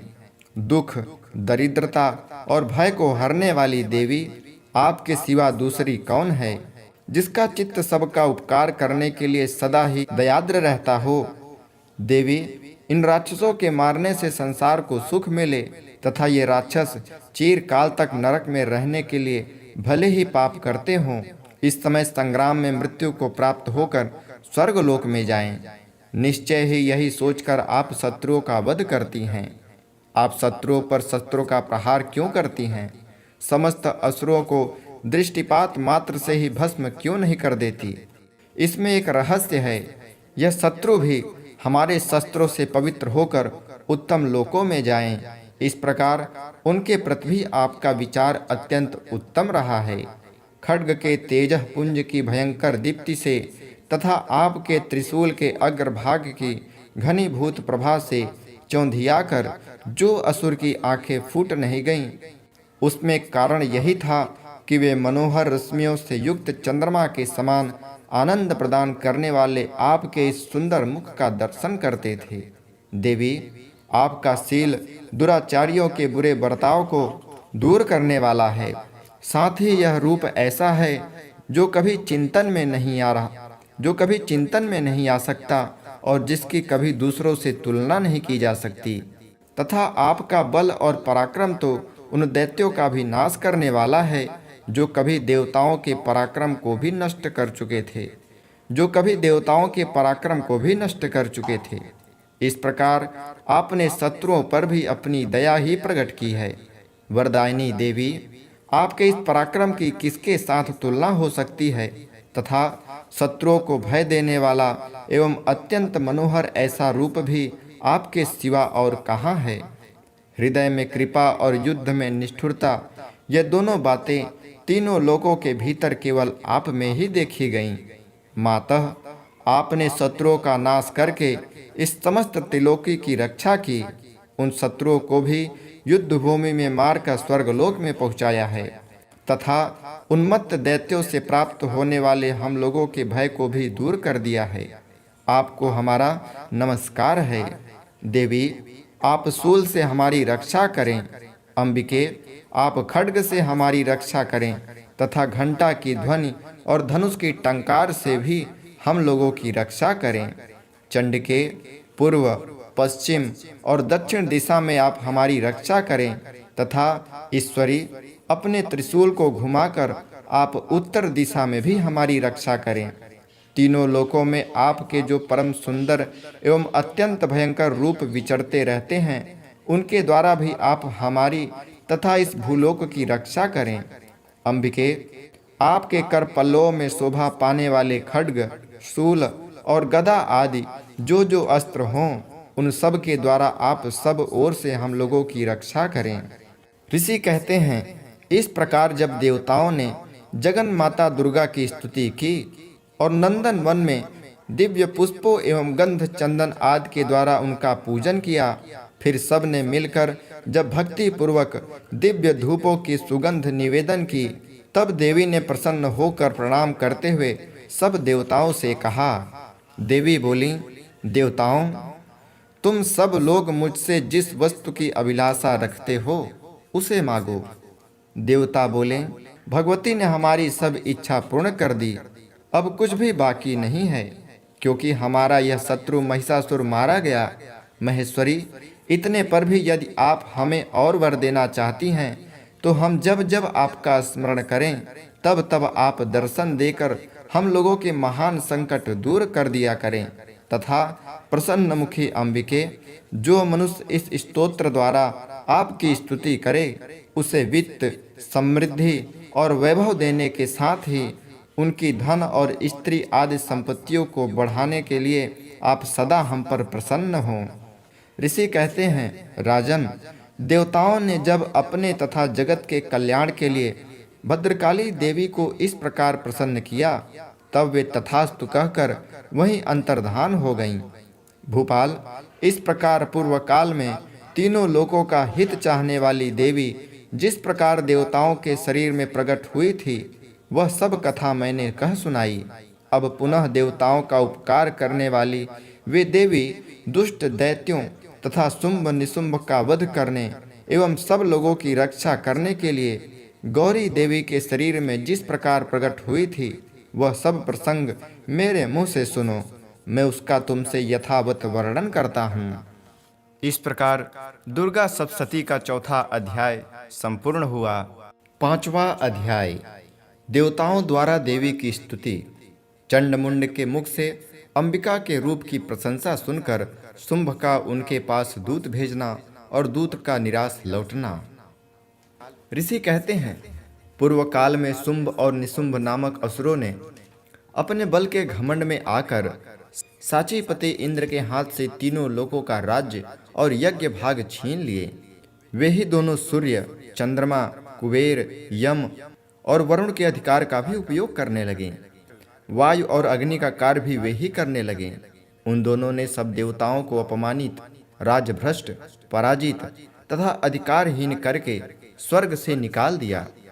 उन दोनों महान असुरों से तिरस्कृत देवताओं ने अपराजिता देवी का स्मरण किया और सोचा, जगदम्बा ने हम लोगों को वर दिया था कि आपत्ति काल में स्मरण करने पर मैं तुम्हारी सब आपत्तियों का तत्काल नाश कर दूंगी। यह विचार कर देवता गिरिराज हिमालय गए और वहां भगवती विष्णु माया की स्तुति करने लगे। देवता बोले, देवी को नमस्कार है, महादेवी शिवा को सर्वदा नमस्कार है, प्रकृति एवं भद्रा को प्रणाम है। हम लोग नियम पूर्वक जगदम्बा को नमस्कार करते हैं, रौद्र को नमस्कार करते हैं, नित्या, गौरी एवं धात्री को बारंबार नमस्कार है। ज्योत्सनामयी, चंद्ररूपिणी एवं सुख रूपा देवी को सतत प्रणाम है। शरणागतों का कल्याण करने वाली वृद्धि एवं सिद्धि रूपा देवी को हम बारंबार नमस्कार करते हैं। नैऋति यानी राक्षसों की लक्ष्मी, राजाओं की लक्ष्मी तथा सर्वाणी यानी शिव पत्नी स्वरूपा आप जगदम्बा को बार बार नमस्कार है। दुर्गा, दुर्गपरा, सारा, सर्वकारिणी, ख्याति, कृष्णा और धूम्रा देवी को नमस्कार है। अत्यंत सौम्य तथा अत्यंत रौद्रा रूपा देवी को हम नमस्कार करते हैं, उन्हें हमारा बारंबार प्रणाम है। जगत की आधारभूता कृति देवी को बारंबार नमस्कार है। जो देवी सब प्राणियों में विष्णु माया के नाम से कही जाती हैं, उनको नमस्कार, उनको नमस्कार, उनको बारंबार नमस्कार है। जो देवी सब प्राणियों में चेतना कहलाती हैं, उनको नमस्कार, उनको नमस्कार, उनको बारंबार नमस्कार है। जो देवी सब प्राणियों में बुद्धि रूप में स्थित हैं, उनको नमस्कार, उनको नमस्कार, उनको बारंबार नमस्कार है। जो देवी सब प्राणियों में निद्रा रूप में स्थित हैं, उनको नमस्कार, उनको नमस्कार, उनको बारंबार नमस्कार है। जो देवी सब प्राणियों में क्षुधा रूप में स्थित हैं, उनको नमस्कार, उनको नमस्कार, उनको बारंबार नमस्कार है। जो देवी सब प्राणियों में छाया रूप में स्थित हैं, उनको नमस्कार, उनको नमस्कार, उनको बारंबार नमस्कार है। जो देवी सब प्राणियों में शक्ति रूप में स्थित हैं, उनको नमस्कार, उनको नमस्कार, उनको बारंबार नमस्कार है। जो देवी सब प्राणियों में तृष्णा रूप में स्थित हैं, उनको नमस्कार, उनको नमस्कार, उनको बारंबार नमस्कार है। जो देवी सब प्राणियों में शांति यानी क्षमा रूप में स्थित हैं, उनको नमस्कार, उनको नमस्कार, उनको बारंबार नमस्कार है। जो देवी सब प्राणियों में जाति रूप में स्थित हैं, उनको नमस्कार, उनको नमस्कार, उनको बारंबार नमस्कार है। जो देवी सब प्राणियों में लज्जा रूप में स्थित हैं, उनको नमस्कार, उनको नमस्कार, उनको बारंबार नमस्कार है। जो देवी सब प्राणियों में शांति रूप में स्थित हैं, उनको नमस्कार, उनको नमस्कार, उनको बारंबार नमस्कार है। जो देवी सब प्राणियों में श्रद्धा रूप में स्थित हैं, उनको नमस्कार, उनको नमस्कार, उनको बारंबार नमस्कार है। जो देवी सब प्राणियों में कांति रूप में स्थित हैं, उनको नमस्कार, उनको नमस्कार, उनको बारंबार नमस्कार है। जो देवी सब प्राणियों में लक्ष्मी रूप में स्थित हैं, उनको नमस्कार, उनको नमस्कार, उनको बारंबार नमस्कार है। जो देवी सब प्राणियों में वृत्ति रूप में स्थित हैं, उनको नमस्कार, उनको नमस्कार, उनको बारंबार नमस्कार है। जो देवी सब प्राणियों में स्मृति रूप में स्थित हैं, उनको नमस्कार, उनको नमस्कार, उनको बारंबार नमस्कार है। जो देवी सब प्राणियों में दया रूप में स्थित हैं, उनको नमस्कार, उनको नमस्कार, उनको बारंबार नमस्कार है। जो देवी सब प्राणियों में तुष्टि रूप में स्थित हैं, उनको नमस्कार, उनको नमस्कार, उनको बारंबार नमस्कार है। जो देवी सब प्राणियों में माता रूप में स्थित हैं, उनको नमस्कार, उनको नमस्कार, उनको बारंबार नमस्कार है। जो देवी सब प्राणियों में भ्रांति रूप में स्थित हैं, उनको नमस्कार है, उनको नमस्कार है, उनको नमस्कार है। जो देवी इंद्रिय वर्ग की अधिष्ठात्री देवी एवं सब प्राणियों में सदा व्याप्त रहने वाली हैं, उन व्याप्ति देवी को बारंबार नमस्कार है। जो देवी चैतन्य रूप में इस संपूर्ण जगत को व्याप्त करके स्थित हैं, उनको नमस्कार, उनको नमस्कार, उनको बारंबार नमस्कार है। पूर्व काल में अपने अभिष्ट की प्राप्ति होने से देवताओं ने जिनकी स्तुति की तथा देवराज इंद्र ने बहुत दिनों तक जिनका सेवन किया, वह कल्याण की साधनभूता ईश्वरी हमारा कल्याण और मंगल करें तथा सारी आपत्तियों का नाश कर डालें। उद्रिंड दैत्यों से सताए हुए हम सभी लोग जिन परमेश्वरी को इस समय नमस्कार करते हैं तथा जो भक्ति से विनम्र पुरुषों द्वारा स्मरण की जाने पर तत्काल ही संपूर्ण विपत्तियों का नाश कर देती हैं, वे जगदम्बा हमारा संकट दूर करें। ऋषि कहते हैं, राजन, इस प्रकार जब देवता स्तुति कर रहे थे, उस समय पार्वती देवी गंगा जी के जल में स्नान करने के लिए वहां आई। सुंदर बाहों वाली भगवती ने देवताओं से पूछा, आप लोग यहाँ किसकी स्तुति कर रहे हैं? तब उन्हीं के शरीर से प्रकट हुई शिवा देवी बोली, शुंभ दैत्य से तिरस्कृत और युद्ध में निशुंभ से पराजित हो यहाँ एकत्रित हुए ये समस्त देवता यह मेरी ही स्तुति कर रहे हैं। पार्वती जी के शरीर कोश से अंबिका का प्रादुर्भाव हुआ था, इसलिए वे समस्त लोकों में कौशिकी कही जाती हैं। कौशिकी के प्रकट होने के बाद पार्वती देवी का शरीर काले रंग का हो गया, अतः वे हिमालय पर रहने वाली कालिका देवी के नाम से विख्यात हुईं। तदंतर शुंभ निशुंभ के भृत्य चंड मुंड वहां आए और उन्होंने परम रूप धारण करने वाली अंबिका देवी को देखा। फिर वे शुंभ के पास जाकर बोली, महाराज, एक अत्यंत मनोहर स्त्री है जो अपनी दिव्य कांति से हिमालय को प्रकाशित कर रही है। वैसा उत्तम रूप कहीं किसी भी ने नहीं देखा। असुरेश्वर, पता लगाइए यह देवी कौन है और उसे ले आइए। प्रत्येक अंग बहुत ही सुंदर है तथा वह अपने श्रृंगारों की प्रभा से संपूर्ण दिशाओं में प्रकाश फैला रही है।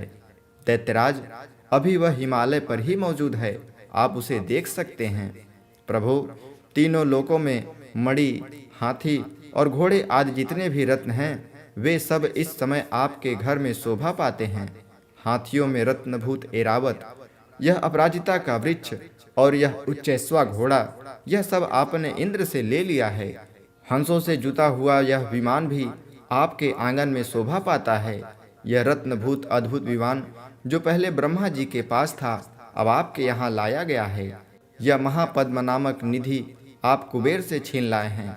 समुद्र ने भी आपको किंजलकिनी नाम की माला भेंट की है, जो केसरों से सुशोभित है और जिसके कमल कभी कुमलाते नहीं। सुवर्ण की वर्षा करने वाला वरुण का छत्र भी आपके घर में शोभा पाता है तथा यह श्रेष्ठ रथ जो पहले प्रजापति के अधिकार में था, अब आपके पास मौजूद है। दैत्येश्वर, मृत्यु की उत्क्रांतिता देवी नाम वाली शक्ति भी आपने छीन ली है तथा वरुण का पास और समुद्र में होने वाले सब प्रकार के रत्न आपके भाई निशुंभ के अधिकार में हैं। अग्नि भी स्वतः शुद्ध किए हुए 2 वस्त्र आपकी सेवा में अर्पित किए हैं। दैत्यराज, इस प्रकार सभी रत्न आपने एकत्रित कर लिए हैं। फिर जो यह स्त्री में रत्न रूप कल्याणमयी देवी है, इसे आप क्यों नहीं अपने अधिकार में कर लेते?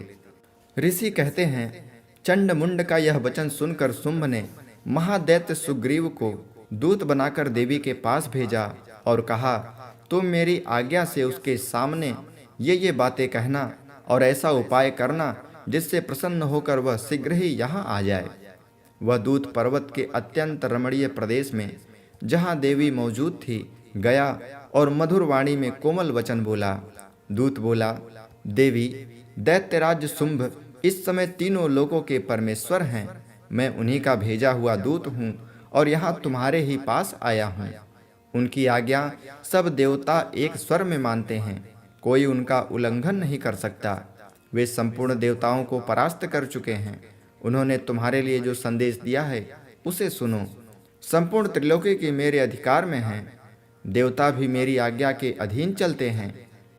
संपूर्ण यज्ञों के भागों को मैं ही पृथक पृथक भोगता हूँ। तीनों लोकों में जितने श्रेष्ठ रत्न हैं, वे सब मेरे अधिकार में हैं।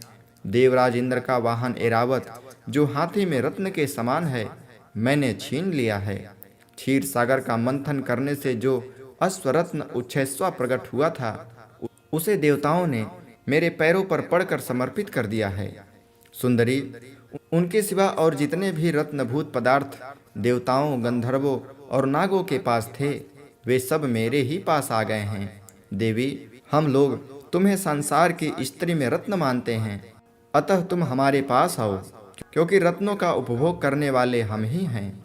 चंचल कटाक्षों वाली सुंदरी, तुम मेरी या मेरे भाई महापराक्रमी निशुंभ की सेवा में आ जाओ, क्योंकि तुम रत्न स्वरूपा हो।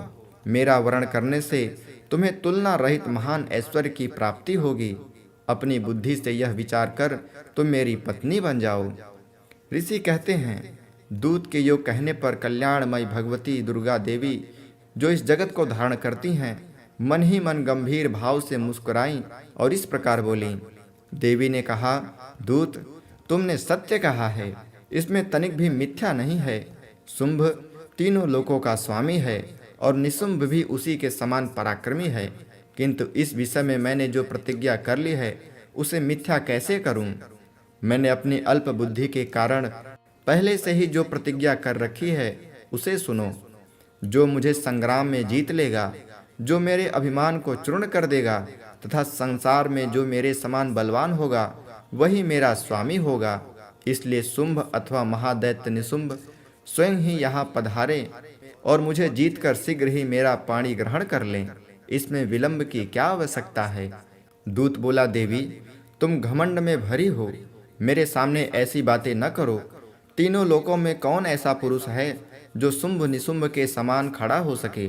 देवी, अन्य दैत्यों के सामने भी सारे देवता युद्ध में नहीं ठहर सकते, फिर तुम अकेली स्त्री होकर कैसे ठहर सकती हो? जिन शुंभ आदि दैत्यों के सामने इंद्र आदि सब देवता भी युद्ध में खड़े नहीं हुए, उनके सामने तुम स्त्री होकर कैसे आओगी? इसलिए तुम मेरे ही कहने से शुंभ निशुंभ के पास चली जाओ। ऐसा करने से तुम्हारे गौरव की रक्षा होगी, अन्यथा जब वे केस पकड़कर घसीटेंगे तब तुम्हें अपनी प्रतिष्ठा खोकर जाना पड़ेगा।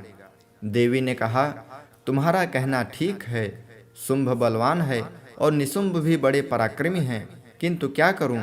मैंने पहले बिना सोचे समझे प्रतिज्ञा कर ली है, अतः अब तुम आओ। मैंने तुमसे जो कुछ कहा है वह सब दैत्यराज से आदर पूर्वक कहना।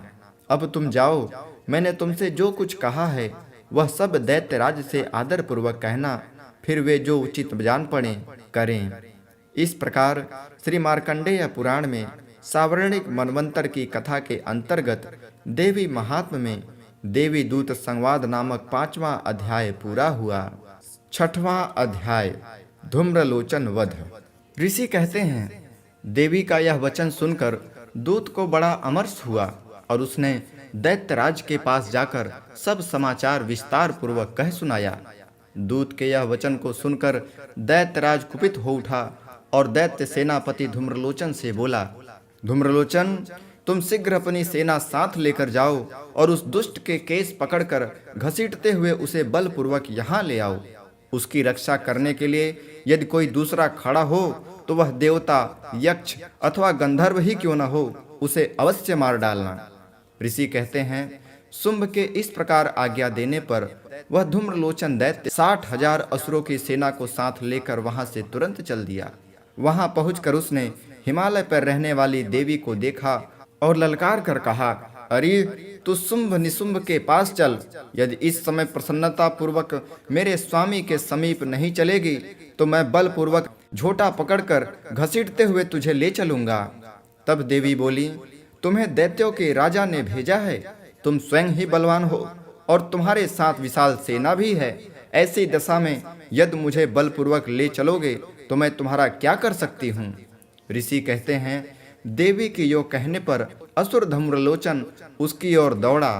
तब अंबिका ने हूँ शब्द के उच्चारण मात्र से उसे भस्म कर दिया। फिर तो क्रोध में भरी हुई दैत्यों की विशाल सेना और अंबिका ने एक दूसरे पर तीखे सायकों, शक्तियों तथा फरसों की वर्षा की।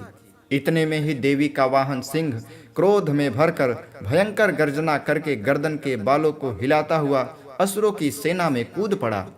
उसने कुछ दैत्यों को पंजों की मार से, कितनों को अपने जबड़ों से और कितने ही महादैत्यों को पटक कर ओठ की दाढ़ी से घायल करके मार डाला। उस सिंह ने अपने नखों से कितनों के पेट फाड़ डाले और थप्पड़ मारकर कितनों के सिर धड़ से अलग कर दिए। कितनों की भुजाएं और मस्तक काट डाले तथा अपनी गर्दन के बाल हिलाते हुए उसने दूसरे दैत्यों के पेट फाड़ कर उनका रक्त चूस लिया। अत्यंत क्रोध से भरे हुए देवी के वाहन उस महाबली सिंह ने क्षण भर में ही असुरों की सारी सेना का संहार कर डाला। शुंभ ने जब सुना कि देवी ने धूम्रलोचन असुरों को मार डाला तथा उसके सिंह ने सारी सेना का सफाया कर डाला, तब उस दैत्यराज को बड़ा क्रोध हुआ। उसका ओठ कांपने लगा। उसने चंड और मुंड नाम के 2 महादैत्यों को आज्ञा दी, हे चंड और हे मुंड, तुम लोग बहुत बड़ी सेना लेकर वहां जाओ। उस देवी के झोटे पकड़कर अथवा उसे बांधकर शीघ्र ले आओ। यदि इस प्रकार उसको लाने में संदेह हो तो युद्ध में सब प्रकार के अस्त्र शस्त्रों तथा समस्त आसुरी सेना का प्रयोग करके उसकी हत्या कर डालना। उस दुष्ट की हत्या होने तथा सिंह के भी मारे जाने पर उस अंबिका को बांधकर साथ ले शीघ्र ही लौट आना। इस प्रकार श्री मार्कंडेय पुराण में सावर्णिक मनवंतर की कथा के अंतर्गत देवी महात्म में धूम्रलोचन वध नामक 6ठा अध्याय पूरा हुआ।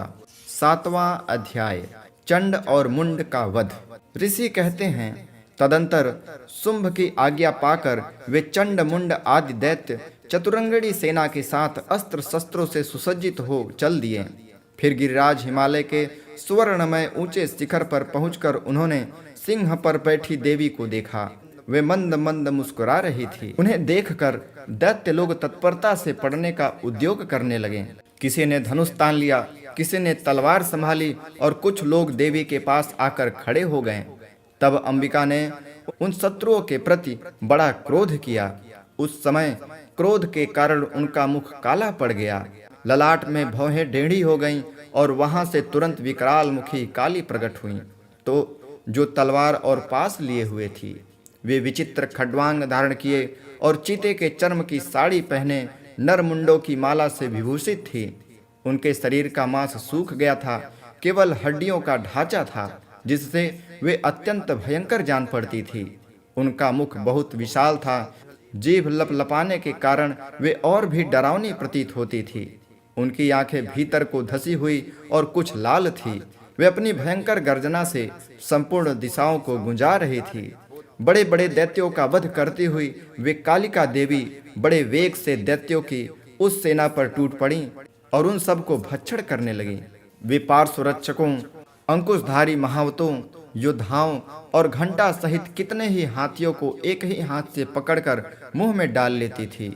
इसी प्रकार घोड़े, रथ और सारथी के साथ रथी सैनिकों को मुंह में डालकर वे बड़े भयानक रूप से चबा डालती थी। किसी के बाल पकड़ लेती, किसी का गला दबा लेती, किसी को पैर से कुचल देती और किसी को छाती के धक्के से गिराकर मार डालती थी। वे असुरों के छोड़े हुए बड़े बड़े अस्त्र शस्त्र मुंह में पकड़ लेती और रोष में भरकर उनको दांतों से पीस डालती थी। काली ने बलवान एवं दुरात्मा दैत्यों की वह सारी सेना रौंद डाली, खा डाली और कितनों को मार भगाया। कोई तलवार के घाट उतारे गए, कोई खटवांग से पीटे गए और कितने ही असुर दांतों के अग्रभाग से कुचले जाकर मृत्यु को प्राप्त हुए। इस प्रकार देवी ने असुरों की उस सारी सेना को क्षण भर में मार गिराया। यह देखकर चंड उन अत्यंत भयानक काली देवी की ओर दौड़ा तथा महादैत्य मुंड ने भी अत्यंत भयंकर बाणों की वर्षा से तथा हजारों बाण चलाते हुए चक्रों के उन भयानक नेत्रों वाली देवी को आच्छादित कर दिया। वे अनेकों चक्र देवी के मुख में समाते हुए ऐसे जान पड़े मानो सूर्यों के बहुतेरे मंडल बादलों के उदर में प्रवेश कर रहे हों। तब भयंकर गर्जना करने वाली काली ने अत्यंत रोष में भरकर विकट अट्टहास किया। उस समय उनके विकराल वर्दन से भीतर कठिनता से देखे जा सकने वाले दांतों की प्रभा से वे अत्यंत उज्जवल दिखाई देती थी। देवी ने बहुत बड़ी तलवार हाथ में ले हंग का उच्चारण करके चंड पर धावा किया और उसके केस पकड़कर उसी तलवार से उसका मस्तक काट डाला। चंड को मारा गया देखकर मुंड भी देवी की ओर दौड़ा। तब देवी ने रोष में भरकर उसे भी तलवार से घायल करके धरती पर सुला दिया। महापराक्रमी चंड और मुंड को मरा देख मरने से बची हुई बाकी सेना भय से व्याकुल हो चारों ओर भाग गई। तदंतर काली ने चंड और मुंड का मस्तक हाथ में ले चंडिका के पास जाकर प्रचंड अट्टहास करते हुए कहा, देवी, मैंने चंड और मुंड नामक इन 2 महापशुओं को तुम्हें भेंट किया है। अब युद्ध में तुम शुंभ और निशुंभ का स्वयं ही वध करना। ऋषि कहते हैं, वहां लाए हुए उन चंड मुंड नामक महादैत्यों को देखकर कल्याणमय चंडी ने काली से मधुर वाणी में कहा, देवी, तुम चंड और मुंड को लेख कर मेरे पास आई हो, इसलिए संसार में चामुंडा के नाम से तुम्हारी ख्याति होगी। इस प्रकार मार्कंडेय पुराण में सावर्णिक मनवंतर की कथा के अंतर्गत देवी महात्म्य में चंड मुंड वध नामक 7वां अध्याय पूरा हुआ। 8वां अध्याय रक्त बीज वध। ऋषि कहते हैं, चंड और मुंड नामक दैत्यों के मारे जाने तथा बहुत सी सेना का संहार हो जाने पर दैत्यों के राजा प्रतापी शुंभ के मन में बड़ा क्रोध हुआ और उसने दैत्यों की संपूर्ण सेना को युद्ध के लिए कूच करने के लिए आज्ञा दी।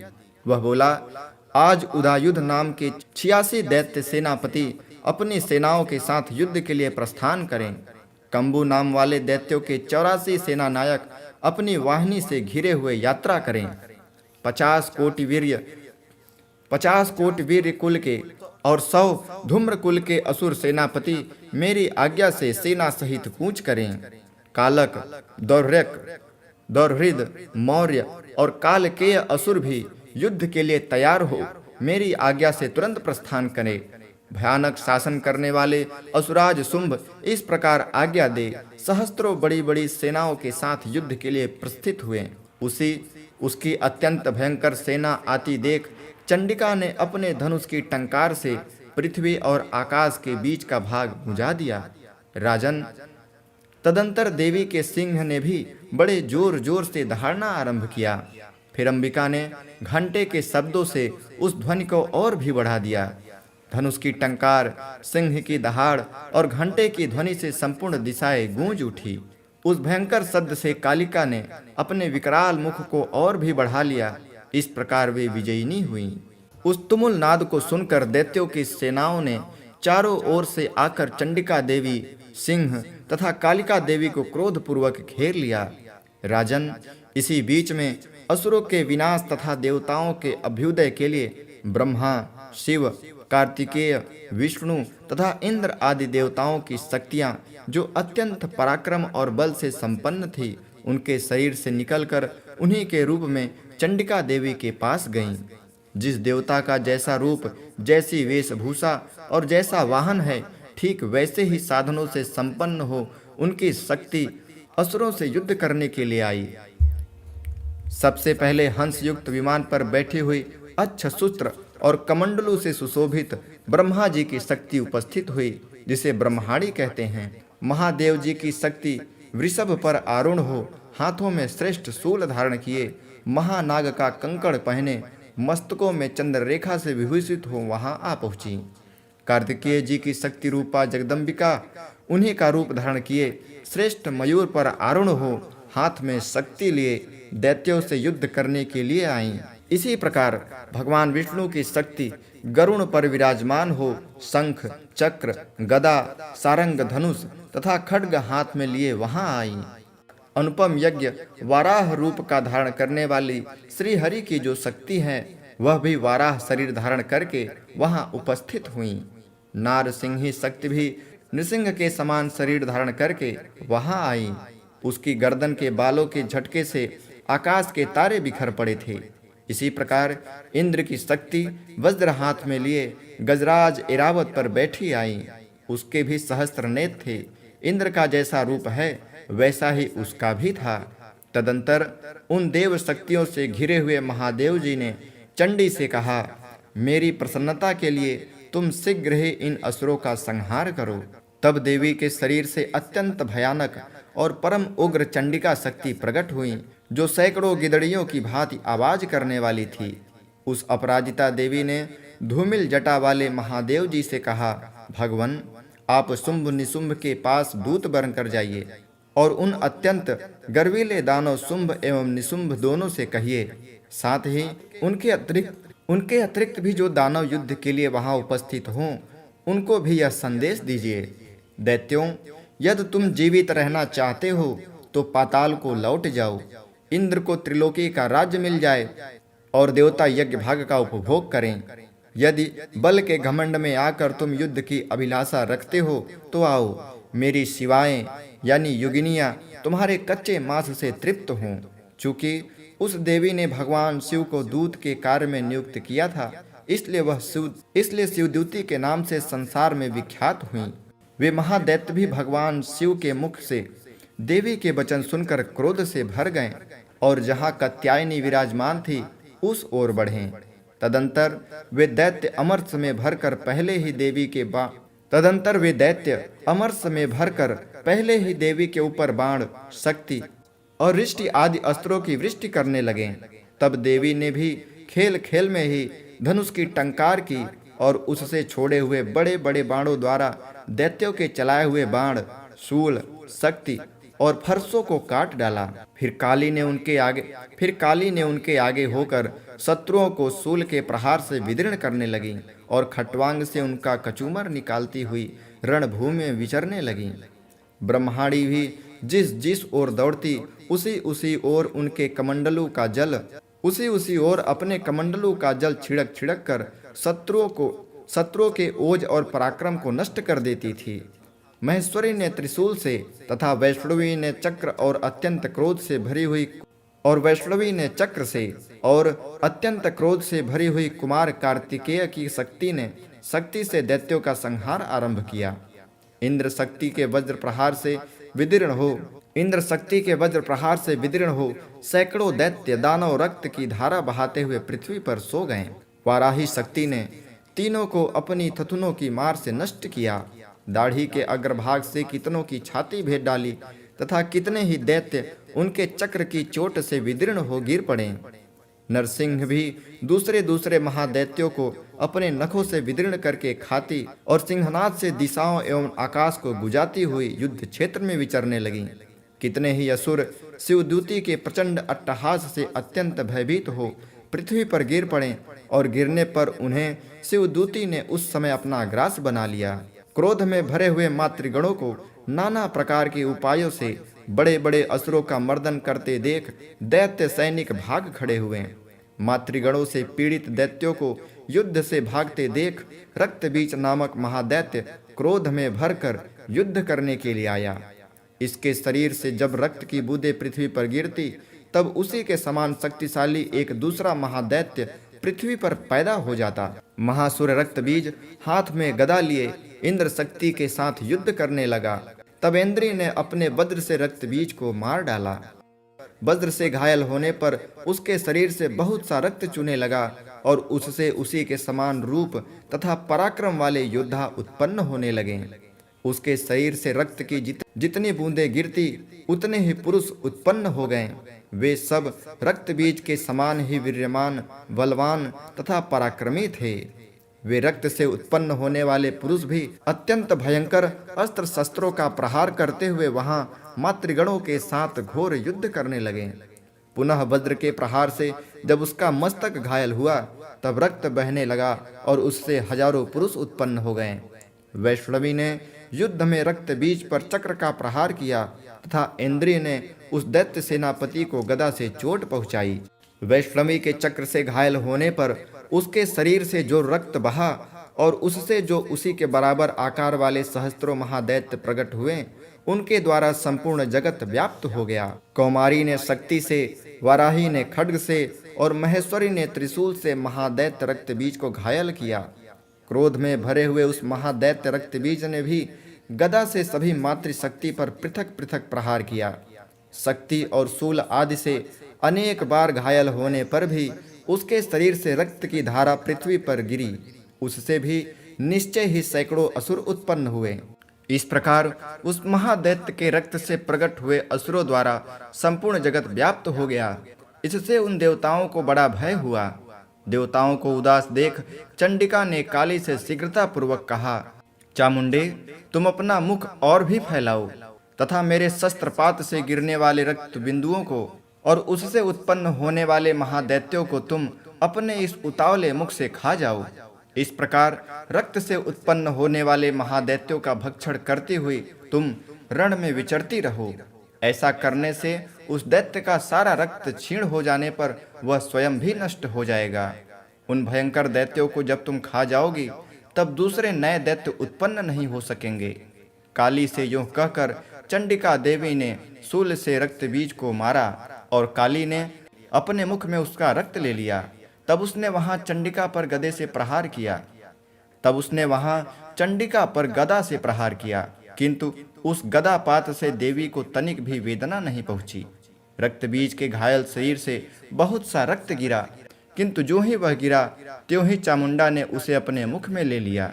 रक्त गिरने से काली के मुख में जो महादैत्य उत्पन्न हुए उन्हें भी वह चट कर गई और उसने रक्त बीज का रक्त भी पी लिया। तदंतर देवी ने रक्त बीज को, जिसका रक्त चामुंडा ने पी लिया था, वज्र, बाण, खड्ग तथा रिष्ट आदि से मार डाला।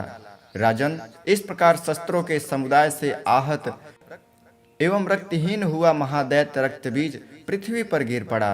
नरेश्वर, इससे देवताओं को अनुपम हर्ष की प्राप्ति हुई और मातृगण उन असुरों के रक्तपान से मद से उद्यत सा होकर नृत्य करने लगा।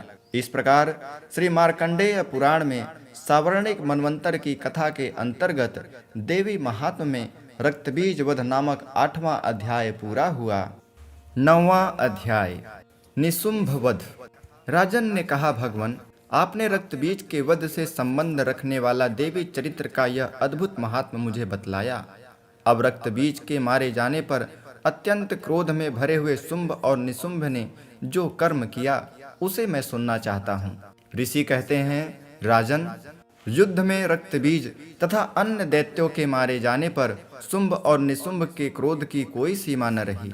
अपनी विशाल सेना इस प्रकार मारी जाती देख निशुंभ अमरस में भरकर देवी की ओर दौड़ा।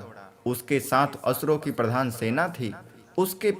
उसके आगे पीछे तथा पार्श्व भाग में बड़े बड़े असुर थे, जो क्रोध से ओठ चबाते हुए देवी को मार डालने के लिए आए। महापराक्रमी शुंभ भी अपनी सेना के साथ मातृगणों से युद्ध करके क्रोधवश चंडिका को मारने के लिए आ पहुंचा। तब देवी के साथ शुंभ और निशुंभ का घोर संग्राम छिड़ गया। वे दोनों दैत्य मेघों की भांति बाणों की भयंकर वृष्टि कर रहे थे। उन दोनों के चलाए हुए बाणों को चंडिका ने अपने बाणों के समूह से तुरंत काट डाला और सहस्त्र समूहों की वर्षा करके उन दैत्य सेनापतियों के अंगों में भी चोट पहुंचाई। निशुंभ ने तीखी तलवार और चमकती हुई ढाल लेकर देवी के श्रेष्ठ वाहन सिंह के मस्तक पर प्रहार किया। अपने वाहन को चोट पहुंचने पर देवी ने क्षुरप्र नामक वाण से निशुंभ की श्रेष्ठ तलवार तुरंत ही काट डाली और उसकी ढाल को भी अपने 8 चांद जड़े थे खंड खंड कर दिया। ढाल और तलवार के कट जाने पर उस असुर ने शक्ति चलाई, किंतु सामने आने पर देवी ने चक्र से उसके 2 टुकड़े कर दिए। अब तो निशुंभ क्रोध से जल उठा और उस दानव ने देवी को मारने के लिए शूल उठाया, किंतु देवी ने समीप आने पर उसे भी मुक्के से मारकर चूर्ण कर दिया। तब उसने गदा घुमाकर चंडी के ऊपर चलाई, परंतु वह भी देवी के त्रिशूल से टकराकर भस्म हो गई। तदंतर दैत्यराज निशुंभ को फरसा हाथ में लेकर आते देख देवी ने बाण समूह से घायल कर धरती पर सुला दिया।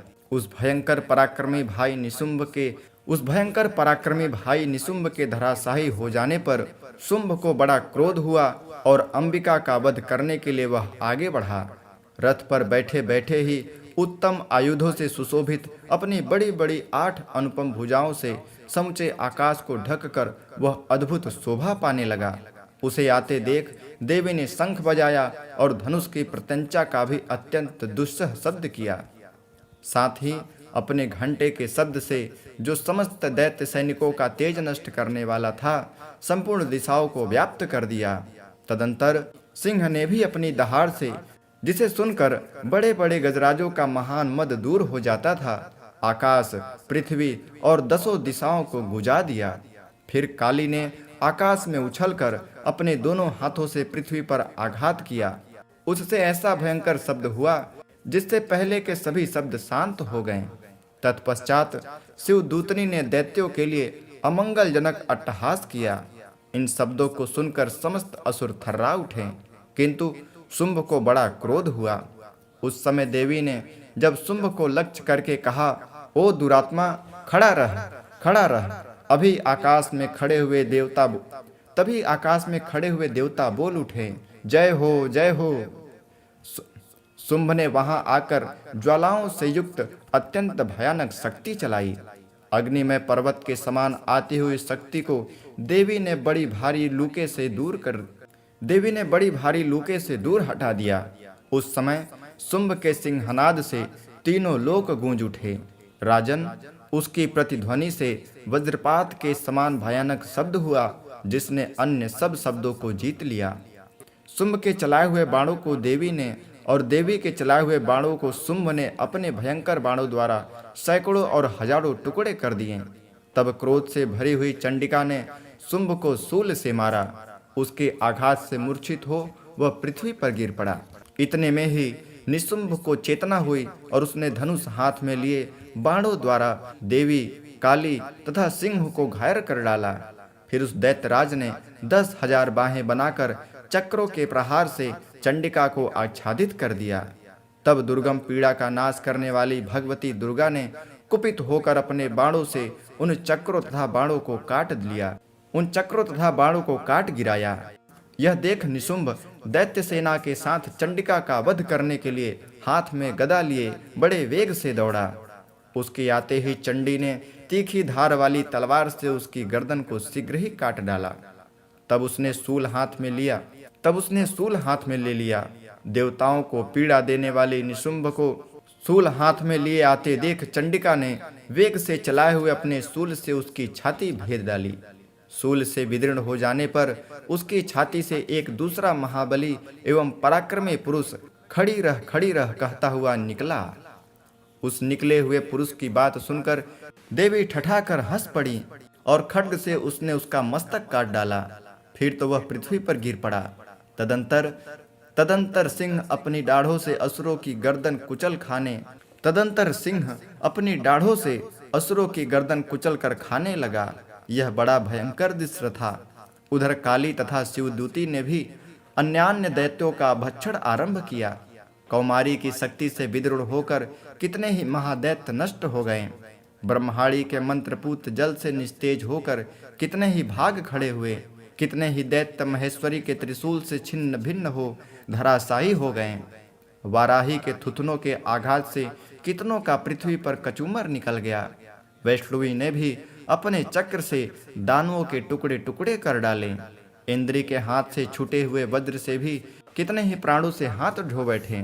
कुछ असुर नष्ट हो गए, कुछ उस महायुद्ध से भाग गए तथा कितने ही काली, शिवदूती तथा सिंह के ग्रास बन गए।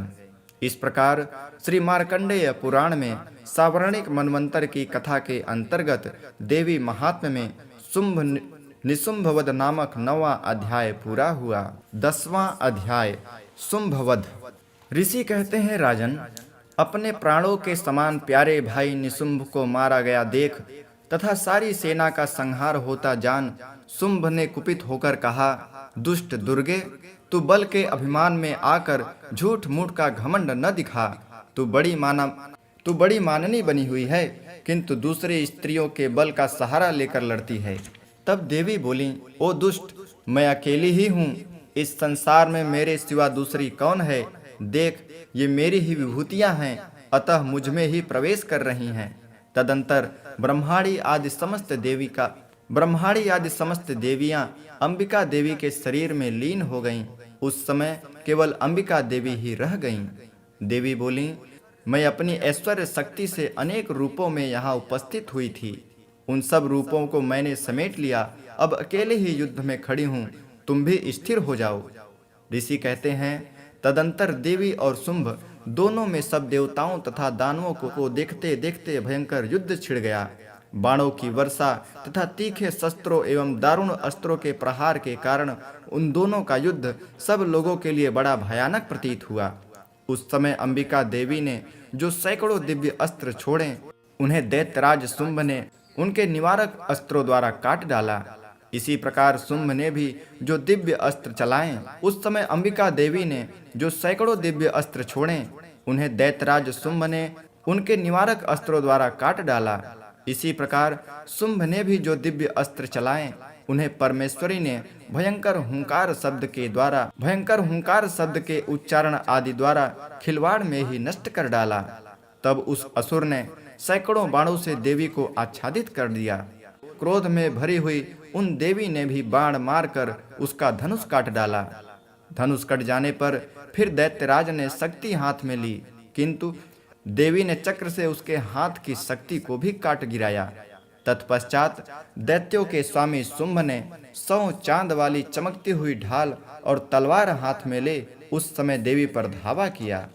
उसके आते ही चंडिका ने अपने धनुष से छोड़े हुए तीखे बाणों द्वारा उसकी सूर्य किरणों के समान उज्जवल ढाल और तलवार को तुरंत काट दिया। फिर उस दैत्य के घोड़े और सारथी मारे गए। धनुष तो पहले ही कट चुका था, अब उसने अंबिका को मारने के लिए उद्यत हो भयंकर मुग्दर हाथ में ले लिया। उसे आते देख देवी ने अपने तीक्ष्ण बाणों से उसका मुग्दर भी काट डाला। इस पर भी वह असुर मुक्का तान कर बड़े वेग से देवी की ओर झपटा। उस दैत्यराज ने देवी की छाती में मुक्का मारा, तब उन देवी ने भी उसकी छाती में एक चांटा जड़ दिया। देवी का थप्पड़ खाकर दैत्यराज शुंभ पृथ्वी पर गिर पड़ा, किंतु पुनः सहसा पूर्वक उठकर खड़ा हो गया। फिर वह उछला और देवी को ऊपर ले जाकर आकाश में बड़ा हो गया। तब चंडिका आकाश में भी बिना किसी आधार के ही शुंभ के साथ युद्ध करने लगी। उस समय दैत्य और चंडिका आकाश में एक दूसरे से लड़ने लगे। उनका यह युद्ध पहले सिद्ध और मुनियों को विस्मय में डालने वाला हुआ। फिर अंबिका ने शुंभ के साथ बहुत देर तक युद्ध करने के पश्चात उसे उठाकर घुमाया और पृथ्वी पर पटक दिया। पटके जाने पर पृथ्वी आने के बाद वह दुष्टात्मा दैत्य पुनः चंडिका का वध करने के लिए उसकी ओर बड़े वेग से दौड़ा।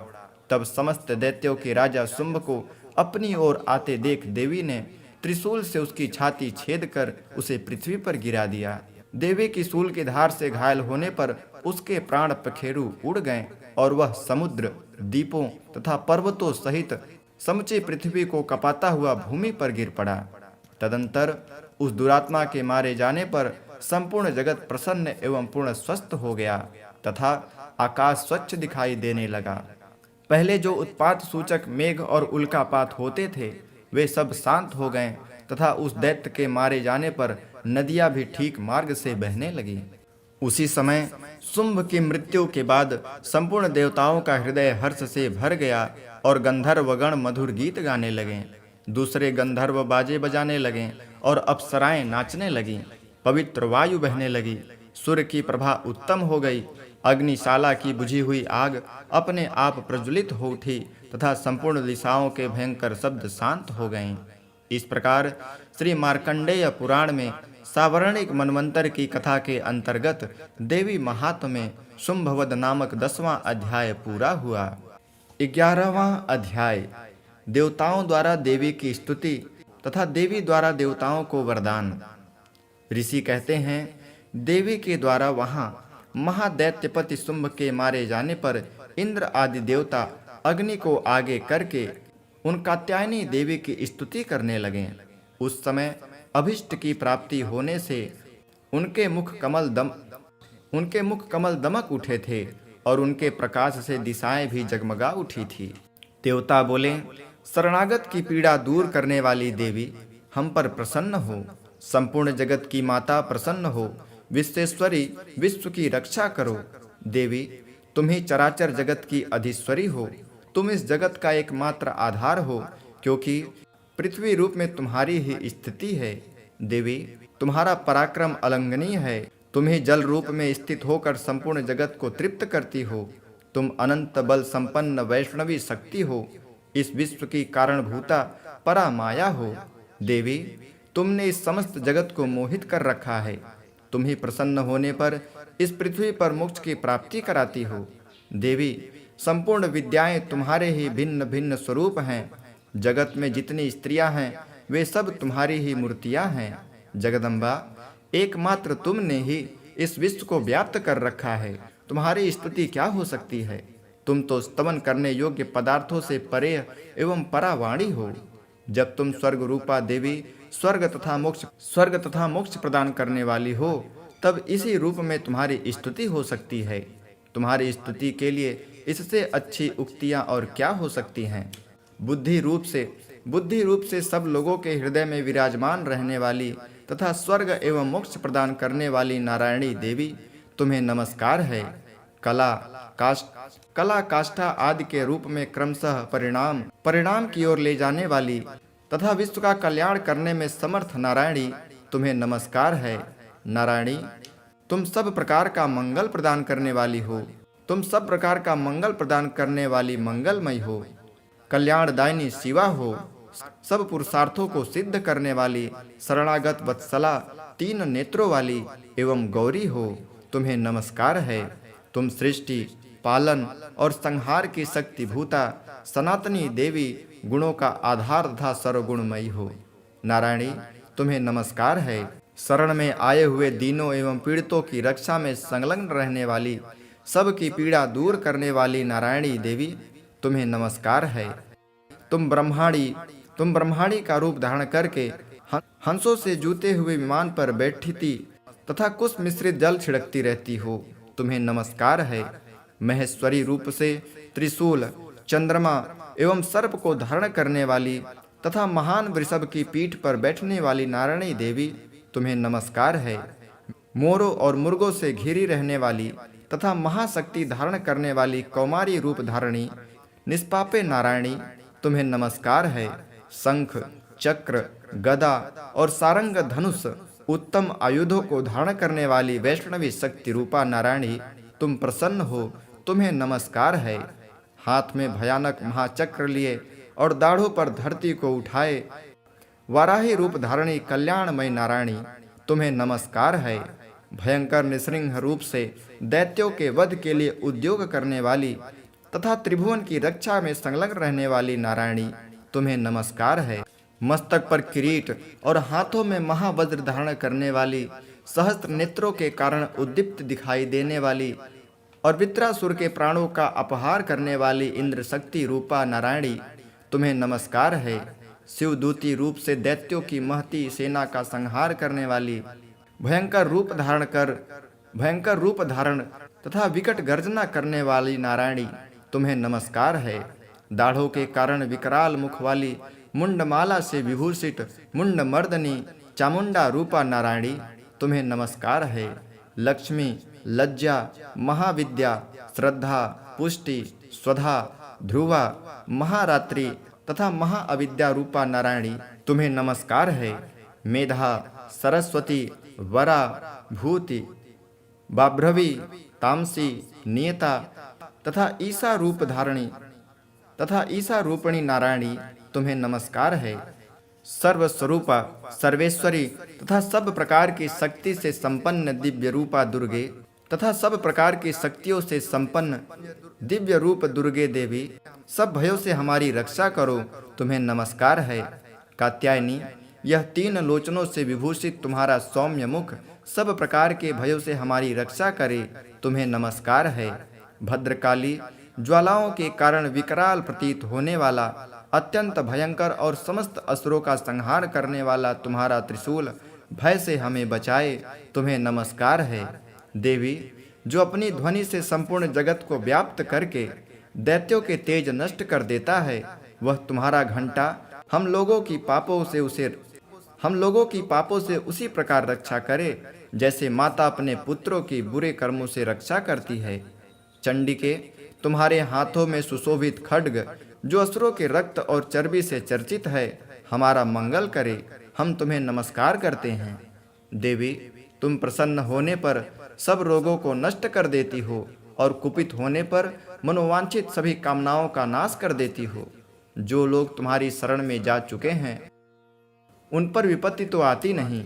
तुम्हारी शरण में आए हुए मनुष्य दूसरों को शरण देने वाले हो जाते हैं। देवी अंबिके, तुमने अपने स्वरूप को अनेक भागों में विभक्त करके नाना प्रकार के रूपों से जो इस समय इन धर्मद्रोही महादैत्यों का संहार किया है, वह सब दूसरी कौन कर सकती थी। विद्याओं में, ज्ञान को प्रकाशित करने वाले शास्त्रों में तथा आदि वाक्यों में तुम्हारे सिवा और किसका वर्णन है? तथा तुमको छोड़कर दूसरी कौन सी ऐसी शक्ति है जो इस विश्व को अज्ञानमय घोर अंधकार से परिपूर्ण ममता रूपी गड्ढे से निरंतर भटका रही हो? जहाँ राक्षस, जहाँ भयंकर विष वाले सर्प, जहाँ शत्रु, जहाँ लुटेरों की सेना और जहाँ दावानल हो, वहाँ तथा समुद्र के बीच में भी साथ रहकर तुम विश्व की रक्षा करती हो। विश्वेश्वरी, तुम विश्व का पालन करती हो, विश्वरूपा हो, इसलिए संपूर्ण विश्व को धारण करती हो। तुम भगवान विश्वनाथ के भी वंदनीय हो। जो लोग भक्ति पूर्वक तुम्हारे सामने मस्तक झुकाते हैं वह संपूर्ण विश्व को आश्रय देने वाले होते हैं। देवी प्रसन्न हो। जैसे इस समय असुरों का वध करके तुमने शीघ्र ही हमारी रक्षा की, उसी प्रकार सदा हमें शत्रुओं के भय से बचाओ। संपूर्ण जगत का पाप नष्ट करो और उत्पात एवं पापों के फलस्वरूप प्राप्त होने वाले महामारी आदि बड़े बड़े उपद्रवों को शीघ्र ही दूर करो। विश्व की पीड़ा दूर करने वाली देवी, हम तुम्हारे चरणों पर पड़े हुए हैं, हम पर प्रसन्न हो। त्रिलोक निवासिनियों की पूजनीय परमेश्वरी, सब लोगों को वरदान दो। तब देवी बोली, देवताओं, मैं वर देने को तैयार हूँ। तुम्हारे मन में जिसकी इच्छा हो वह वर मांगो। संसार के लिए उस उपकारक वर को मैं अवश्य दूंगी। देवता बोले, सर्वेश्वरी, तुम इसी प्रकार तीनों लोकों की समस्त बाधाओं को शांत करो और हमारे शत्रुओं का नाश करती रहो। देवी बोली, देवताओं, वे वस्वत मनवंतर के 28वें युग में शुंभ और निशुंभ नाम के 2 अन्य महादैत्य उत्पन्न होंगे। तब मैं नंदगोप के घर में उनकी पत्नी यशोदा के गर्भ से अवतीर्ण हो विंध्याचल में जाकर रहूंगी और उक्त दोनों असुरों का नाश करूंगी। फिर अत्यंत भयंकर रूप से पृथ्वी पर अवतार ले मैं वैप्रचित्त नाम वाले दानवों का वध करूंगी। उन भयंकर महादैत्यों को भक्षण करते समय मेरे दांत अनार के फूल की भांति लाल हो जाएंगे। तब स्वर्ग में देवता और मर्तलोक में मनुष्य सदा मेरी स्तुति करते हुए मुझे रक्त दंतिका कहेंगे। फिर जब पृथ्वी पर 100 वर्षों के लिए वर्षा रुक जाएगी और पानी का अभाव हो जाएगा, उस समय मुनियों के स्तवन करने पर मैं पृथ्वी पर अयोनिजा रूप में प्रकट होंगी और 100 नेत्रों से मुनियों को देखूंगी। अतः मनुष्य शताक्षी इस नाम से मेरा कीर्तन करेंगे। देवताओं, उस समय मैं अपने शरीर से उत्पन्न हुए शकों द्वारा समस्त संसार का भरण पोषण करूंगी। जब तक वर्षा नहीं होगी तब तक वे शक ही सबके प्राणों की रक्षा करेंगे। ऐसा करने के कारण पृथ्वी पर शाकंभरी के नाम से मेरी ख्याति होगी। उसी अवतार में मैं दुर्गम नामक महादैत्य का वध भी करूंगी। इससे मेरा नाम दुर्गा देवी के रूप में प्रसिद्ध होगा। फिर मैं जब भीषण रूप धारण करके मुनियों की रक्षा के लिए हिमालय पर रहने वाले राक्षसों का भक्षण करूंगी, उस समय सब मुनि भक्ति से नतमस्तक होकर मेरी स्तुति करेंगे। तब मेरा नाम भीमा देवी के रूप में विख्यात होगा। जब अरुण नामक दैत्य तीनों लोकों में भारी उपद्रव मचाएगा, तब मैं तीनों लोकों का हित करने के लिए 6 पैरों वाले असंख्य भ्रमरों का रूप धारण करके उन महादैत्यों का वध करूंगी। उस समय सब लोग भ्रामरी के नाम से चारों ओर मेरी स्तुति करेंगे। इस प्रकार जब जब संसार में दानवी बाधा उपस्थित होगी, तब तब अवतार लेकर मैं शत्रुओं का संहार करूंगी। इस प्रकार श्री मार्कंडेय पुराण में सावर्णिक मनवंतर की कथा के अंतर्गत देवी महात्म्य में देवी स्तुति नामक 11वां अध्याय पूरा हुआ। 12वां अध्याय देवी चरित्रों के पाठ का महात्म्य। देवी बोली, देवताओं, जो एकाग्रचित्त होकर प्रतिदिन इन स्तुतियों से मेरा स्तवन करेगा, उसकी सारी बाधा मैं निश्चय ही दूर करूंगी। जो मधुकैटभ का नाश, महिषासुर का वध तथा शुंभ निशुंभ के संहार के प्रसंग का पाठ करेंगे तथा अष्टमी, चतुर्दशी और नवमी को भी जो एकाग्रचित्त होकर भक्ति पूर्वक मेरे उत्तम महात्मा का श्रवण करेंगे, उन्हें कोई पाप नहीं छू सकेगा। उन पर पाप जनित आपत्तियां भी नहीं आएंगी। उनके घर में कभी दरिद्रता नहीं होगी तथा उनको कभी प्रेमी जनों के बिछोह का कष्ट भी नहीं भोगना पड़ेगा। इतना ही नहीं, उन्हें शत्रु से, लुटेरों से, राजा से, शस्त्र से, अग्नि से तथा जल की राशि से भी कभी भय नहीं होगा। इसलिए सबको एकाग्रचित्त होकर भक्ति पूर्वक मेरे इस महात्म को सदा पढ़ना और सुनना चाहिए। यह परम कल्याणकारक है। मेरा महात्म महामारी जनित समस्त उपद्रवों तथा आध्यात्मिक आदि तीनों प्रकार के उत्पातों को शांत करने वाला है। मेरे जिस मंदिर में प्रतिदिन विधि पूर्वक मेरे इस महात्मा का पाठ किया जाता है, उस स्थान को मैं कभी नहीं छोड़ती। वहाँ सदा ही मेरा सानिध्य बना रहता है, वहाँ सदा ही मेरा सन्निधान बना रहता है। बलिदान, पूजा, होम तथा महोत्सव के अवसरों पर मेरे इस चरित्र का पूरा पूरा पाठ और श्रवण करना चाहिए। ऐसा करने पर मनुष्य विधि को जानकर या बिना जाने भी मेरे लिए जो बलि, पूजा या होम आदि करेगा, उसे मैं बड़ी प्रसन्नता के साथ ग्रहण करूंगी। शरत काल में जो वार्षिक महापूजा की जाती है, उस अवसर पर जो मेरे इस महात्म को भक्ति पूर्वक सुनेगा, वह मनुष्य मेरे प्रसाद से सब बाधाओं से मुक्त तथा धन धान्य एवं पुत्र से संपन्न होगा। इसमें तनिक भी संदेह नहीं है। मेरे इस महात्म, मेरे प्रादुर्भाव की सुंदर कथाएं तथा युद्ध में किए हुए मेरे पराक्रम सुनने से मनुष्य निर्भय हो जाता है। मेरे महात्मा का श्रवण करने वाले पुरुषों के शत्रु नष्ट हो जाते हैं, उन्हें कल्याण की प्राप्ति होती है तथा उनका कुल आनंदित रहता है। सर्वत्र शांति कर्म में बुरे स्वप्न दिखाई देने पर तथा ग्रह जनित भयंकर पीड़ा उपस्थित होने पर मेरा महात्म श्रवण करना चाहिए। इससे सब विघ्न तथा भयंकर ग्रह पीड़ाएं शांत हो जाती हैं और मनुष्यों द्वारा देखा हुआ दुःस्वप्न शुभ स्वप्न में परिवर्तित हो जाता है। बाल ग्रहों से आक्रांत हुए बालकों के लिए यह महात्म शांतिकारक है तथा मनुष्यों के संगठन में फूट होने पर यह अच्छी प्रकार मित्रता कराने वाला होता है। यह महात्म समस्त दुराचारियों के बल का नाश करने वाला है। इसी के पाठ मात्र से राक्षसों, भूतों और पिशाचों का नाश हो जाता है। मेरा यह सब महात्म मेरे सामीप्य की प्राप्ति कराने वाला है। पशु, पुष्प, अर्घ्य, धूप, दीप, गंध आदि उत्तम सामग्रियों द्वारा पूजा करने से, ब्राह्मणों को भोजन कराने से, होम करने से, प्रतिदिन अभिषेक करने से, नाना प्रकार के अन्य भोगों का अर्पण करने से तथा दान देने आदि से 1 वर्ष तक जो मेरी आराधना की जाती है और उससे मुझे जितनी प्रसन्नता होती है, उतनी ही प्रसन्नता इस उत्तम चरित्र का एक बार पाठ, इस उत्तम चरित्र का एक बार श्रवण करने मात्र से हो जाती है। यह महात्म श्रवण करने पर पापों को हर लेता और आरोग्य प्रदान करता है।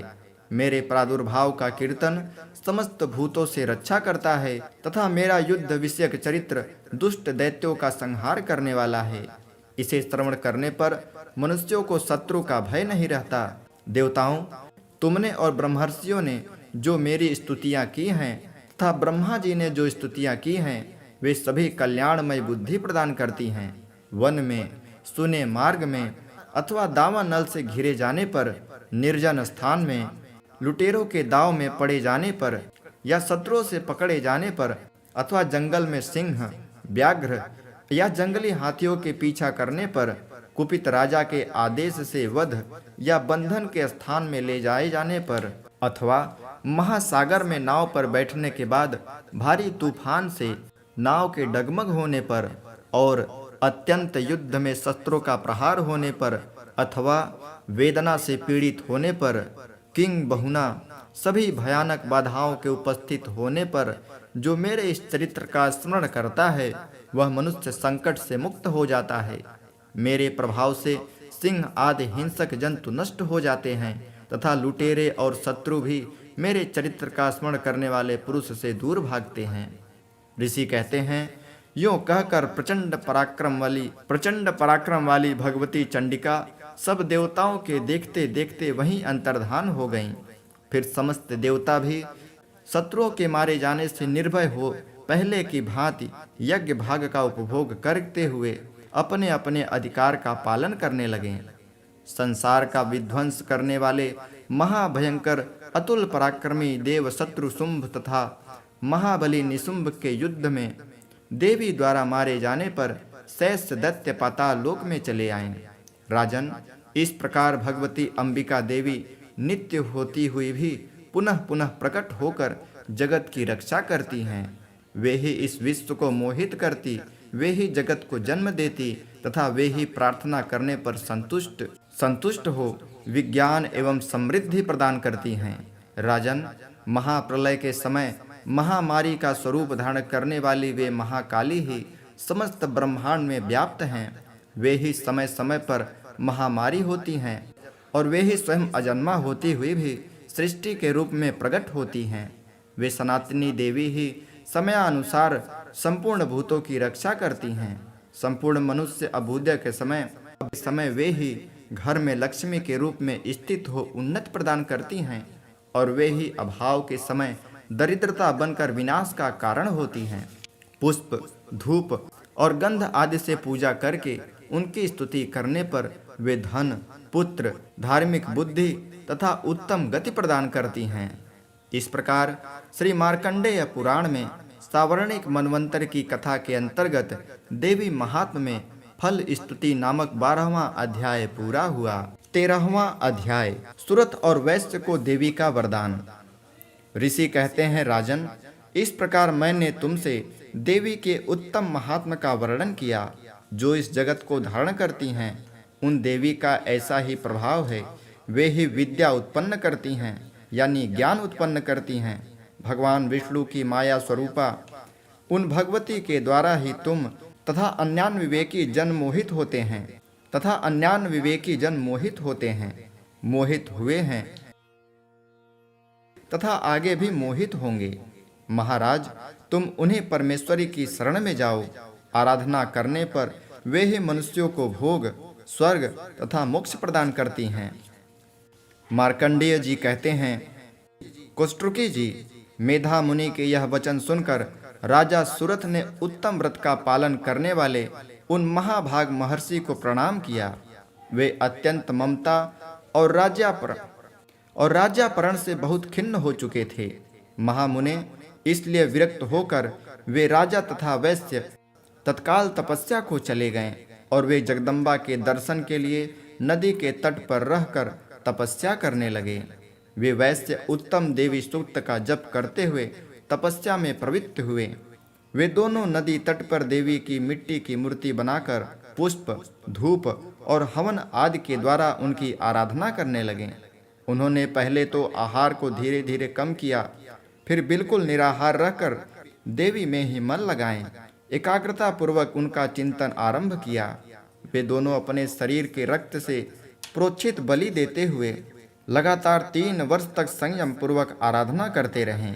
इस पर प्रसन्न होकर जगत को धारण करने वाले चंडिका देवी ने प्रत्यक्ष दर्शन देकर कहा।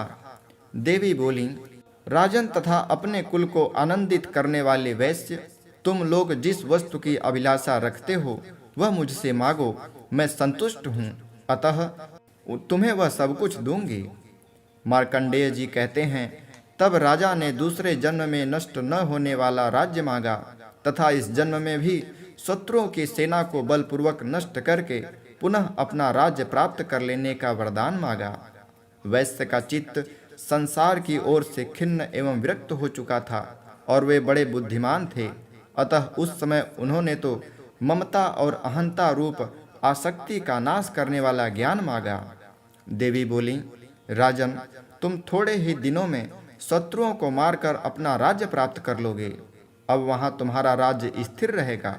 फिर मृत्यु के पश्चात तुम भगवान विवस्वान के अंश से जन्म लेकर इस पृथ्वी पर सावर्णिक मनु के नाम से विख्यात होगे। वैश्यवर्य, तुमने जिस वर को मुझसे प्राप्त करने की इच्छा की है उसे देती हूँ। तुम्हें मोक्ष के लिए ज्ञान प्राप्त होगा। मार्कंडेय जी कहते हैं, इस प्रकार उन दोनों को मनवांछित वरदान देकर तथा उनके द्वारा भक्ति पूर्वक अपनी स्तुति सुनकर देवी अंबिका तत्काल अंतर्धान हो गईं। इस तरह देवी से वरदान पाकर क्षत्रियों में श्रेष्ठ सुरथ सूर्य से जन्म ले सावर्णिक नामक मनु होंगे। इस प्रकार श्री मार्कंडेय पुराण में सावर्णिक मनवंतर की कथा के अंतर्गत देवी महात्म्य में सुरथ और वैश्य को वरदान नामक 13वां अध्याय पूरा हुआ। तो श्रोताओं, इस प्रकार श्री दुर्गा सप्तशती का संपूर्ण 13वां अध्याय पूरा हुआ।